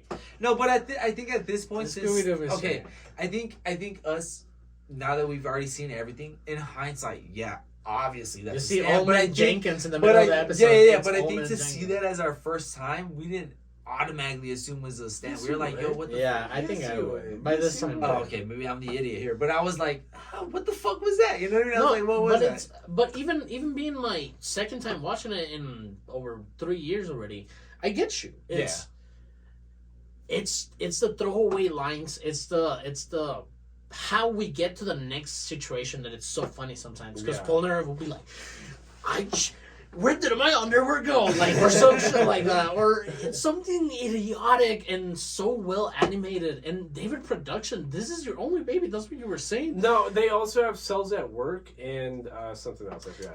But you know, like, something as well animated as JoJo, or the theme, or the you know, what they are. It's so good. I can't believe... and Fire Force. Oh, you're right. Really? Fire Force. Yeah, wow. Fire Force Season 2 and Season 1. Fire Force is... I mean... And Cells at Work. I only saw Fire Force Season 1 because of Lloyd. He was the only reason why I saw it. I haven't seen Season 2. It just got announced for Season 3. Probably should. Anyways, so JoJo's. There's this stand behind in the mirror. Yeah. And we're scared. We're very scared. Yeah. Again, we're very scared. But, like, this one is... Oh, fuck. I have it confused again. That's not even this one. Because I'm thinking in Pakistan. When they first land in... So they go to the hotel, the doll. Yes. When they first land in India, the devil. It's called the devil. The devil. Like, they each get their own bedroom, right? So, like, there's 6 of them right now. It's the girl, Polnareff, Avdol, Joseph, Jotaro, Kakui. 6, right? 6. But, like, so they pair up, but then they can't put creepy-ass Polnareff with the little girl. With the little girl, yeah. So Joseph's like, okay, give me 2 more rooms, whatever. Like, but it's in that room that, again, Polnareff, like, favorite character, like, let's introduce him to a different type of stand power. It's like a remote-controlled, like, condition-based stand power. It reminds me of Kurapika from Hunter x Hunter a little bit. So Kurapika's Nen ability had a contract behind it, like a certain set of conditions. It's broken as fuck. Yeah. But you can't use it unless these certain conditions are met, right? And that's kind of how the devil is treated here. Like, if you're not looking at him, he can do whatever he wants. Well, it's not even that. It's That's the conditions based on the user that I was thinking of. Because, like, Polnareff goes to his hotel room. This creepy ass fucking dude with all these scars and looks like mangled limbs is there, and he's just like, hey, Polnareff, I'm gonna kill you. Polnareff brings out Silver Chariot, rapiers him to death, gives him 20 fucking stabs, and pushes him off the roof. And like as he falls down, the stand user is like, hey, now I'm gonna curse you until death, and that's when. The devil, which is like this little doll stand, which is a personification of the damage perceived by the owner. It's the grief that owner feels for you. So if you were like an ex or like an abusive parent, probably you'd already be dead, right? Yeah, the devil's just gonna kill you. So he baited Polnareff into causing bodily harm to him, so that he can cause grief on himself to like create that condition that brings forth like his stand to a certain extent. And that stand will work out that grief to the point that like Polnareff is probably gonna die. But like they make up stand conditions right here with Polnareff's stand in particular.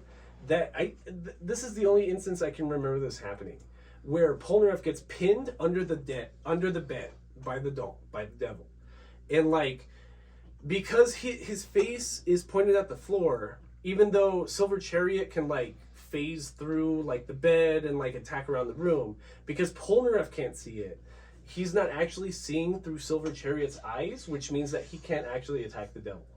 Yes, and which is also a continuity error when it comes to other stand enemies. Right. Because there's a whole lot stand enemy that goes into Joseph Joestar's fucking head. And like, how the fuck would you be able to see? I don't know.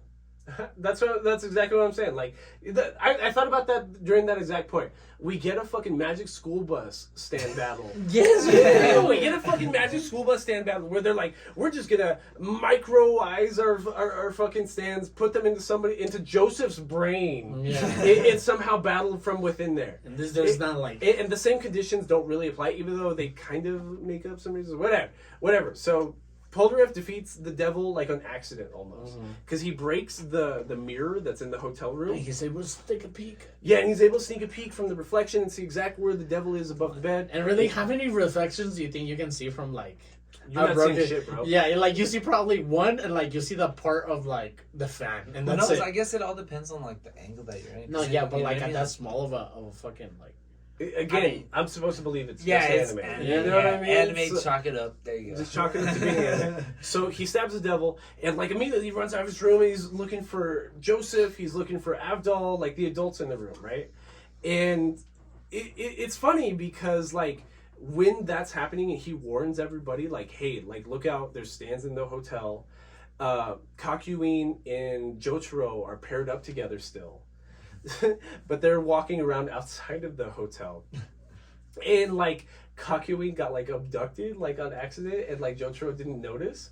But us as an audience start seeing it because we see like Kakuin eat a bug, like this giant cicada off of a tree. And like he I think he grabs like a cherry. No, was it a cherry stem or was it like a ball? No, I think it was the cherry. It was a cherry, right? So he got cherries from. They went to a food stand, like ice cream or something like that.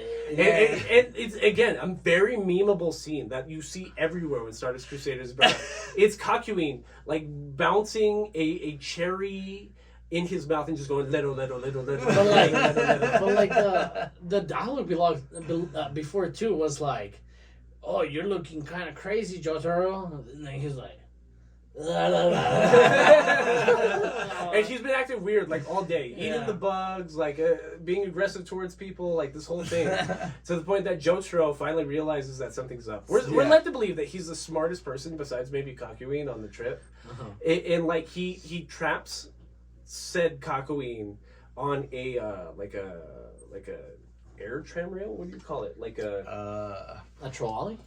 Like an air trolley though, but like the way I'm thinking is like a ski lift, but it's like not it's like a ski lift and it's contained. It's a very I don't know what you would call that, but yeah, I know what you're talking about. So being hanger. No, well, a hanger would be where you put the planes at. But I know what you mean. By like a ski lift type. Yeah. So they're taking the ski lift up just so that Jotaro can like pin this Kakuin down, and like so he's just like, you're not really Kakuin, and like tries to start platinum punch him, and that's when like yellow goo gets all over his fucking hand and starts eating away at him, and again JoJo villain exposition, haha, you just punched my yellow temperance. What was this villain's name again? His name is I just saw it. It was something stupid. Rubber Soul. Oh yeah, there you go. His name is Rubber Soul. Because I know he had like that long ass like hair. He looked like you remember the boyfriend of Selena from the movie? Yeah, that's exactly what it looked like to me in my head. So like it's this whole thing because like Jotaro can't really punch him without like the yellow temperance getting away, which is going to put poison on him, and any damage done on the stand is also done to the stand users. So like if Star Platinum's hand were to get eaten away by poison, so would Jotaro's hand. So like Jotaro starts jumping from trolley car to trolley car, like trying to figure out like where the actual main stand body is, because that fake Kakuin is just all of that yellow liquid or whatever. But what it ends up being is just like this old lady, like 2 trolleys down. And it's funny because like Jotaro jumps into a trolley that's like this old lady, a man, his son, and their dog. The dog is barking at the old lady, which makes Jotaro suspicious. But like the little boy is like freaking out, being like, Dad. Like this 17-year-old boy just jumped in the middle of the air from one like mountain trolley to the next. What the fuck do we do? And the dad's just like, shut the fuck up, just sit down, like don't worry about it, just like not even paying attention to him. And then Jotaro, realizing that's an old lady because the dog's freaking out, just starts beating the shit of somebody that looks like an old lady, to the point that the dad's just like, what the fuck is happening right now? Yeah. So that was the Yellow Temperance's body. So like because it was a sucker punch, like Jotaro was able to get some good hits on him, but like there's still the poison being like all over Star Platinum's fist. But the thing about Rubber Soul is he's also a huge bitch. Yeah. So he takes like 2 punches, like whoa, Dio paid me. I'm not even being controlled by a flesh bud. Like I don't want to do none of this. Like I'll be on my way, because if you break my beautiful face and that's worth more to me than like the money Dio was even going to pay me. So I don't give a shit. But like he just keeps trying to trick Jotaro, to the point that like he traps Jotaro in the middle of the bay in Mandala, India, wherever the fuck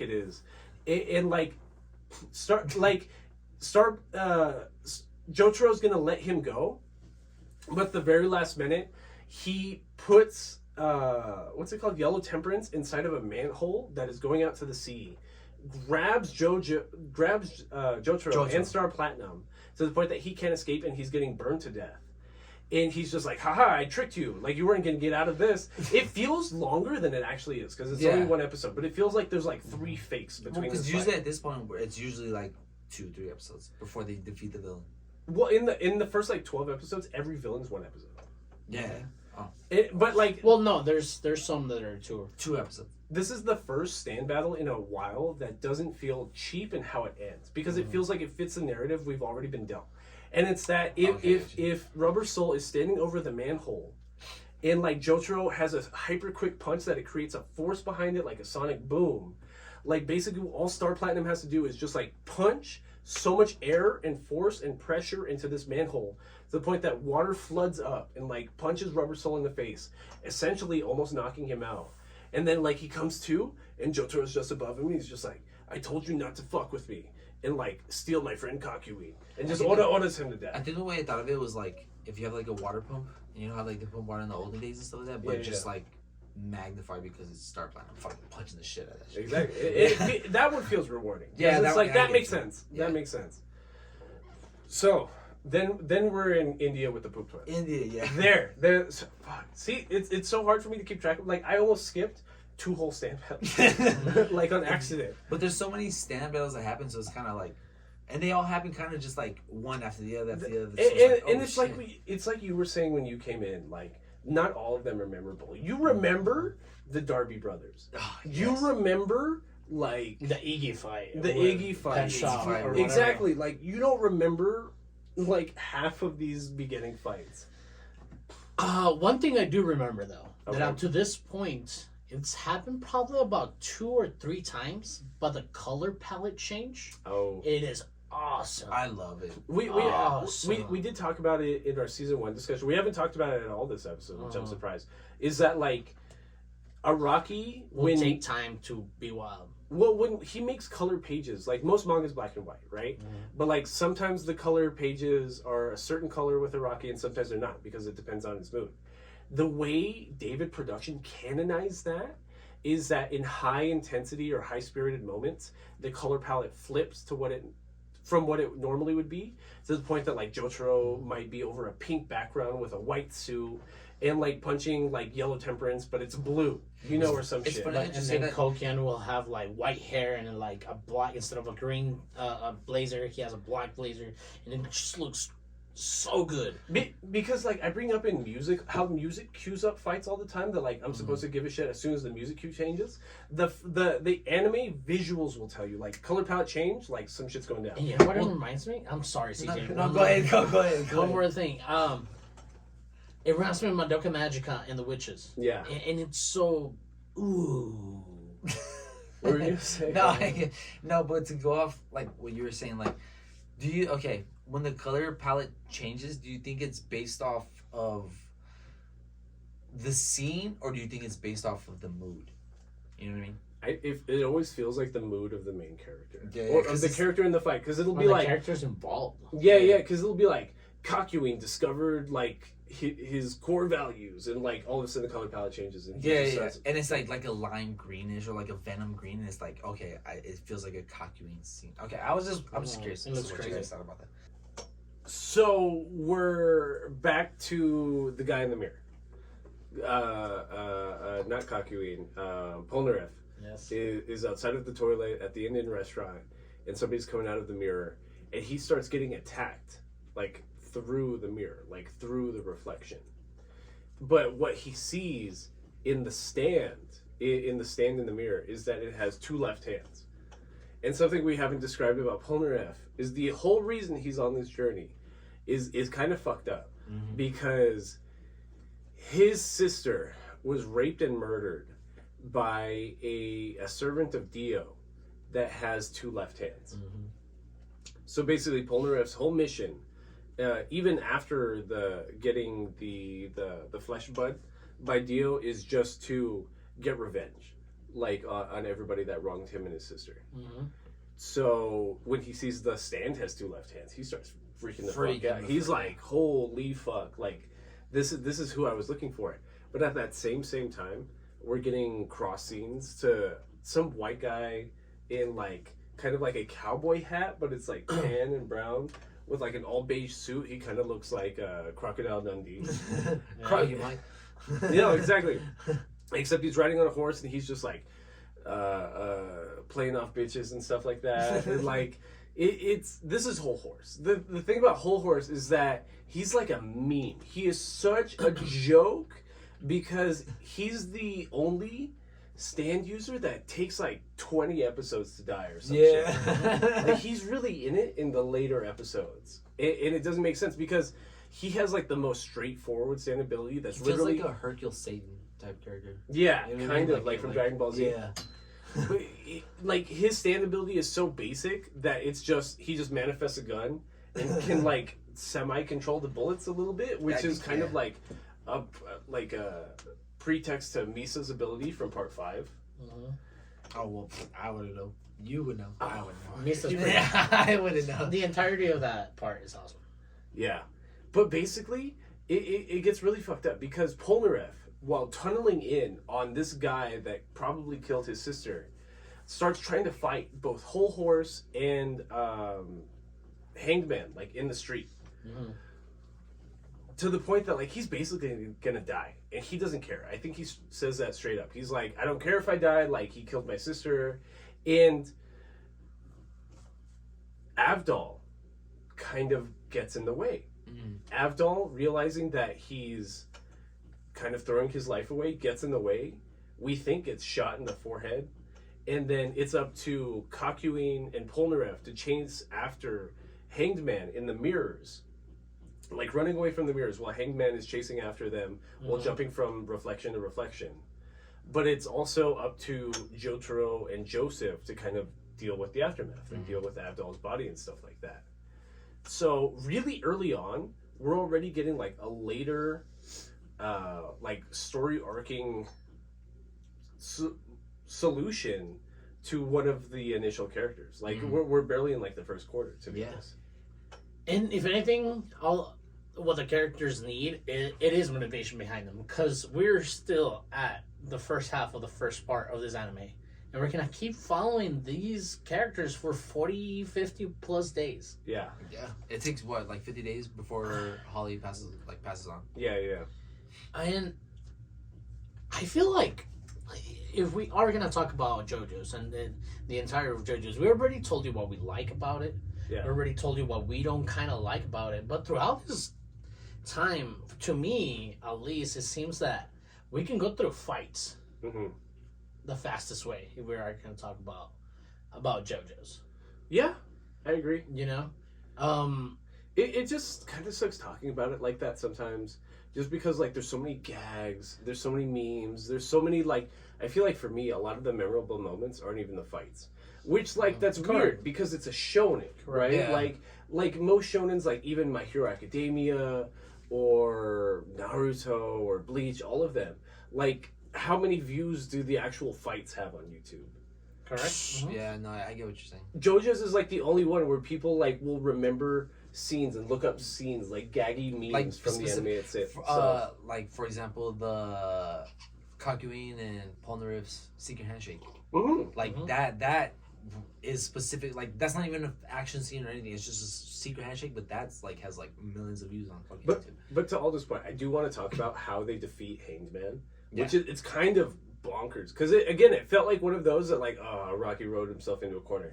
Because Hanged Man's power is that it can kill you by, like, stabbing you or, like incapacitating you through, like, a mirror dimension. Like that one chick from One Piece almost. Yeah, I know what you're talking about. The one that he called Tree Ranch or whatever. Yeah. But, like, what also makes it impossible to defeat is, like, your normal reaction would be like, oh, this glass is reflective, I'm going to break the glass. But then, like, the smaller pieces of glass hold the reflection. And then it can, once it starts getting scary, is once Hanged Man starts jumping between reflections and eyeballs. Yeah. That is insane. I thought it was cool when they showed that little boy who was looking at him, and then they all freaked out like, "Stop looking at us, bro! He's gonna pop out like at any moment," which was like, "Yo, that's fucking terrifying." But how Polnareff is able to trick him is he starts like they go to the outskirts of where they originally were, where Whole Horse and Hangman killed Avdol, but Polnareff kind of like throws money on the ground, and then it gets all like the poor beggars in India like excited, and like they start going after it, so that like to the point that he brings attention on himself in the middle of the crowd by holding up more money, and with everybody looking at him, everybody wanted more. The reflection is looking straight at him, so that he tosses one more coin up in the air to the point that everyone's gaze is pointed just at that one reflection on the coin. That's smart. The only place Hangman could have teleported, so he has to go to the coin, and then that's when Polnareff destroys the coin. That's when Silver Cherry comes out like, I knew exactly where you're gonna be, yep. Which is. Man, Crazy. That's like that one is big. That's what I really love, like that they analyze and shit like that, and then break it down and like, yeah, exactly, bro, big fucking brain. Shout out to around what episode are we here? That's like the end of 11. The end of 11? Because it's basically the end of 11. Like Kakuin and Polnareff go back into town, and like Joseph and Jotaro are sad, and they're like, "Oh, we took care of Avdol's body. Don't worry about it." But basically, we're getting near the end of the tarot card related stands, because even though they're mentioned throughout the entire fucking anime, right? But the next one's crazy because we finally get a Joseph stand, or a Joseph fight, a Joseph stand fight, because this one's kind of dumb. It's that girl in the beginning of the Whole Horse episode that he kicked off his camel. He's like, "Wherever you are, baby, just remember that I love you." Whatever, just corny, like Clint Eastwood kind of language. You know what I mean? But like, she ends up being one of Dio's henchmen. But her power is she gives you like a pimple that gets infected with her stand, and it starts to like take over your body. Yeah, it starts to like manifest. It's like a personification of whatever the fuck. That shit was gross. I'm right. Like, yeah. It kind of fleshes out how Hamon's going to work in the universe from now on, right? Because Joseph's only power is Hermit Purple. And this is where we really, really start getting into that, like, most stand battles happen without the group. Yeah. Right? Like, it's here on out that, like... Because before it was like, okay, you go get him, Jotaro. Like, we'll all stand back here and, like, hope you don't get hurt. But, like, from here on out... The other 75% of, like, Stardust Crusaders... He's like, I bumped into a fucking stand user. Yeah, really, like, isolates them. I'm gonna go for grocery, guys. I'm gonna see you later. Oh... What happened, Kakuin? It took you 18 hours to get groceries. There was a fucking stand user. The thing that keeps happening to us, like getting jumped by stand users, it's happened again. Yeah, it happened again, guys. But the Empress is annoying because, like, she's clearly a weak stand, but that's why she's paired up against Joseph in the stand battle because he doesn't have any offensive powers. So, away... Who's the Empress again? That's the pimple. He tries like putting Hamon on it. Isn't that the one that Polnareff was kind of like, "Ooh, what's up, baby girl?" He was kind of like flirting with the little. Right. So with the actual stand user, it's one of like those like long distance remote stands. So like Polnareff is like trying to hit her up on the other side of town, while Joseph is in like center square. And again, people can't see stands, so like he's all like hermit purpling, trying to grab his arm and like trying to grab this pimple off his arm. He's just yelling in the middle of the street, "Get away from me, you evil demon pimple!" And like people are staring at him, just fucking just some white Japanese man in the middle of like India, just screaming his head off. Everyone's like, "What the fuck is happening?" Yeah, what the fuck is this? And they make a point about it in this episode to be like, "No, people cannot see stands." Yeah, which is hilarious to me. Like, yeah, like you said, it's just imagine somebody just fucking doing some crazy and like mining shit. Doesn't he end up like throwing tar on top of it? He puts his hand inside the tar to like kind of freeze her up. It's like, "Oh, now you're stuck, bitch." That's when he was able to like Hermit Purple, like chop her ass off. Yeah. But like, what's also funny is that she was using her stand to like make herself look beautiful. So the hot girl that Polnareff thought he was hitting up on was like some raggedy bitch. Yeah. Like, she looked like the stand. Yeah, which it was like an ugly ass like pimple thing. Yeah, which is gross. I the next one on my notes is reading Wheel of Fortune. Which one's Wheel of Fortune? I don't even remember. Which one was Wheel of Fortune? The girl shows up again.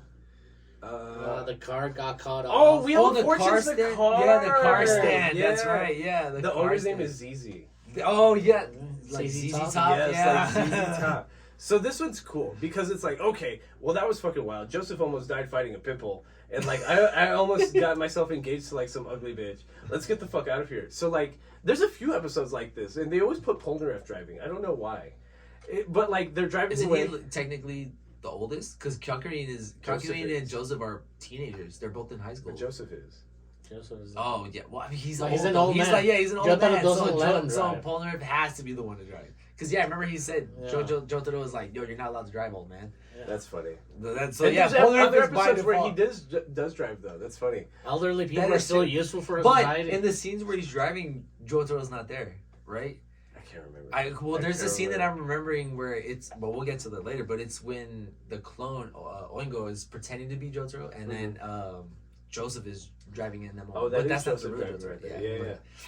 it's Anyway, funny. Yeah, anyway. Anyways, so Wheel of Fortune. Wheel of Fortune is a wild ass fucking stand because like they basically get stranded on a hilltop, like on a cliff face in the border between India and Pakistan, and like it's a car, like it's a muscle car with like spikes on it. Think like Mad Max or some shit. That's what it looks like. It looks like, Yeah, it a looks Mad like Max Mad like Max. souped up vehicle, but like. So normally you just like push it off a cliff, but it claws its way up the cliff, and like there comes a point where it starts blasting its gasoline bullets Gas into bullets. Jotaro. That should look That is crazy. that is insane, That's- and then it that's- lights it on fire. That's typical. Like, there's a reason why this is called Bizarre Adventure, and that like I like how they like this is fucking bizarre. The as shit. part that's annoying though is that like Polnareff, after like 30 minutes of them running away from the car, is like, why do we all smell like gasoline? I haven't noticed this whole time us running We away. are suddenly rich. Yeah, that we are just rich in gasoline. He must have done it in the beginning of the fight. And it's just like, okay, whatever. And Like, then, Like, all right. I think like at this point we get like one of the first. Oh no! oh my Oh, yeah. god! Oh my god! Yeah. The English, bro. It's Because fucking- it'll literally be like literally Joseph gets like Jotaro gets like the gasoline bullets like pumped into him. And it's just like Joseph just freaking the fuck out because his grandson might die. Oh my god, dude! Like, Bro, Joseph is. I love his English. but bro. I It's hate fucking the like- cop out on this one. There's a crazy. This one's a cop-out. crazy cop out. I even got it right here. Jotaro write off. Yeah, because like it shows you in the anime that Jotaro got like hit by the gasoline bullets and gets lit on fire. But then like commercial break, okay, it comes back. Haha, that was just my jacket over there on the ground. I'm so quick with Star Platinum that I dug a hole in the ground and now I'm behind you and I'm gonna order you to death. Hey, It's honest, just like, all right. it's one of those. It's anime moments. You kind of just got to write that shit off. But like that's so cheap though. Like the biggest gripe, like the biggest narrative influence this fight has is that it ruins Jotaro's high school uniform that he's been wearing this whole time. So when they get back into Pakistan, the first thing he does is goes to buy a new uniform. A new uniform, yeah. Which is weird because Which like, is why saying would what- another country Have have your uniform? Yeah, like uniform. have your uniform. You know It's, what I mean? And and, way like it they looks make like Pakistan and India look poor. Oh yeah, for Like sure. poor. Well, There's, okay. like, Well, zero chance. to be fair, in the '80s, did we really know what like Pakistan was Well, like? Pakistan at that was pretty well under other than Saddam. He had a lot of. I wouldn't know to be honest at that time in the '80s. I think Saddam Hussein, in the Afghanistan. '80s. Oh, wasn't no, that wait. no? Wasn't that in the Pakistan. '90s? Yeah, He's from Iraq, right? Saddam Hussein. Yeah. Iraq. Oh, he's from Iraq. Yeah. It's Yeah. Iraq. Why do you guys call it Iraq? It's Iraq. Iraq, Yes, sir. Iraq. Anyways, anyways. So that shit is just a pretext that to the point that it puts them in the town so that they forget that they don't notice that they're in a town that's filled with fog. And that there's like weird people walking around, like everyone's got like a limp, and like I love this part so much. I love the justice fight because it feels like Phantom Blood. It goes back to its horror roots Yeah, for a isn't- couple of episodes. Yeah. Okay, I know what you mean. Because like basically everybody in the town, everyone being affected by the mist is essentially a zombie. And like they find a dead body in the ground with like giant just gaping holes in it. And like Jotaro and Joseph and Kakuin are all freaking the fuck out. And they're just like, how is this happening? This is the weirdest thing that's ever happened. and like they want to call the cops, and nobody in the town seems to give a shit.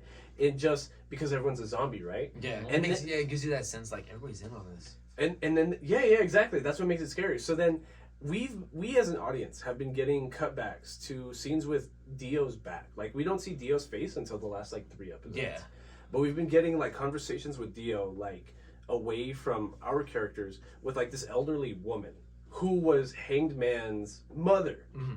So like after she learns that like Jotaro and the gang killed Hangman, she's the one with the holes, right? Like all over. Yeah. She's gonna step in and like get revenge, not just for Dio, but like for herself. Yeah. So she makes a hotel, like a bed and breakfast, and like they're not weirded out that they're the only ones there. Yeah. they're not weirded out that there's no one else downstairs. There's no other help except for the old lady. Isn't it also like in the middle of fucking nowhere? The middle of this waste town full of zombies.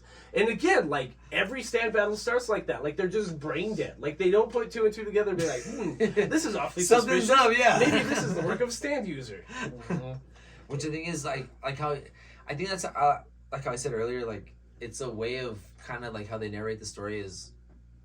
I don't want to compare it too much to like Mighty Morphin Power Rangers, but it's always like a new enemy appears, and then we discover a little bit of power, we get a little bit of distress, and then we come back and just. Well, you could complain about that for like Pokemon episodes. Well, yeah. Oh, that's another reference to like Pokemon does the same thing. Like it's always just a new enemy really quick, get a little distress, just have a little struggle. Pikachu couldn't defeat Onyx. What are we gonna do? And then it's like all of a sudden it's like, oh, I got a, I don't know, fucking Bulbasaur magically, and I fucked him up. So it's like, yeah, I don't know. To me, it's just like a lot of. Do you know how that Poke battle ended in the original anime? Wait, in the Pikachu versus Onyx? Doesn't it? Yeah, doesn't it with the sprinklers? He sets the sprinklers off in the gym. Like, dude, like that's fucking cheating. Yeah, bro. How the fuck did that happen? That's fucking cheating. And then Onyx gets all like weakened. Yeah, It's from wet. the water, and Yeah. since he's wet, he just gets shocked. But still, even then, I'm like, it's still a rock though, even though it's wet. It It doesn't still make wouldn't. sense. Yeah, it wouldn't Water get type, back. speed of rock type. But yeah, I don't know that. But anyway,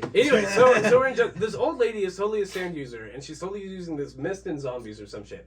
And of course, with such a cool fucking theme for an episode, it's a Polnareff episode. Yeah. And again, like Which is the they're main splitting off. They're splitting them off from the team members. Mhm. So Polnareff essentially does like a whole stand battle against this zombie bitch lady all by herself. And like the dialogue behind Polnareff is like, "Oh, do you guys have a bathroom?" It's like, "Yeah." It's like, "Oh, really?" Like, come on, dog. No, but like again, he was traumatized from Yeah. the fucking pig toilet. True, thing. true. And he gets back into a toilet situation. Yeah. That's like within 5 episodes. of each Our other, too. old lady hostess of this hotel out in the nowhere, her stand is Justice Fog or some shit like that. yeah, Justice. Which, again, it's fucked up how it works because she punctures a hole in. If you have any open wounds, she can suck the blood out of you through her magic fog. And if you're like void of like all blood, then she can pump her stand into you, the fog into you, and that turns you into a zombie that she's controlling. Crazy. which makes a little sense. But like it's Doesn't make any sense. it's interesting because Whole Horse is also in this episode. Yes. So Whole Horse is chasing after the guys after they killed Hangman. But Whole Horse is also a fucking idiot. And he says this straight up. He's just like, I have a long distance stand, and all I have is this fucking gun. Like, unless I have a partner, I'm completely useless. It's already been established. Whole Horse isn't under my control, right? He's just being paid by Exactly. By you. Okay. Exactly. Yeah, he's just fucking one. And he tries like approaching the old lady, being like, "Hey, I just want to get out of here. I don't even want to work for Dio anymore. I didn't even realize that the 4 guys were going to be in this hotel room. I don't want to be here anymore." So she basically like stabs him to suck his blood out. That's the first time we see her stand in motion. Mm-hmm. But he is faking his death this whole time. So basically, Polnareff is chased after the entire town of zombies we saw outside. They come into the first floor of the bed and breakfast. The other 3 upstairs don't hear anything. They're not suspicious for a very long period of time. None of it. Like, none of this shit makes sense, right? To the point that he gets trapped inside of a bathroom stall. And like it's through like the slit in the bathroom stall one of the zombies uses like a knife tongue Yeah. to like slice his tongue, and that like makes a big enough wound that she's able to suck his blood out and start controlling his tongue and his face like via her stand, to the point that she's like, tell me the secrets to everyone else's stands. Tell me now why you killed Hangman. And he's just like, fuck you, I'm not gonna do anything. But like while controlling him, she makes him lick like a floor toilet. Yeah, dude, that was a very dirty, disgusting, like, man. and like Jotaro becomes involved because like he's the only smart one. Like we get exposition from her, from the old lady that owns the bed and breakfast, being like, Jotaro figured it out. He understands that Polnareff is missing and that this is actually a fake bed and breakfast. I always knew he was the clever one.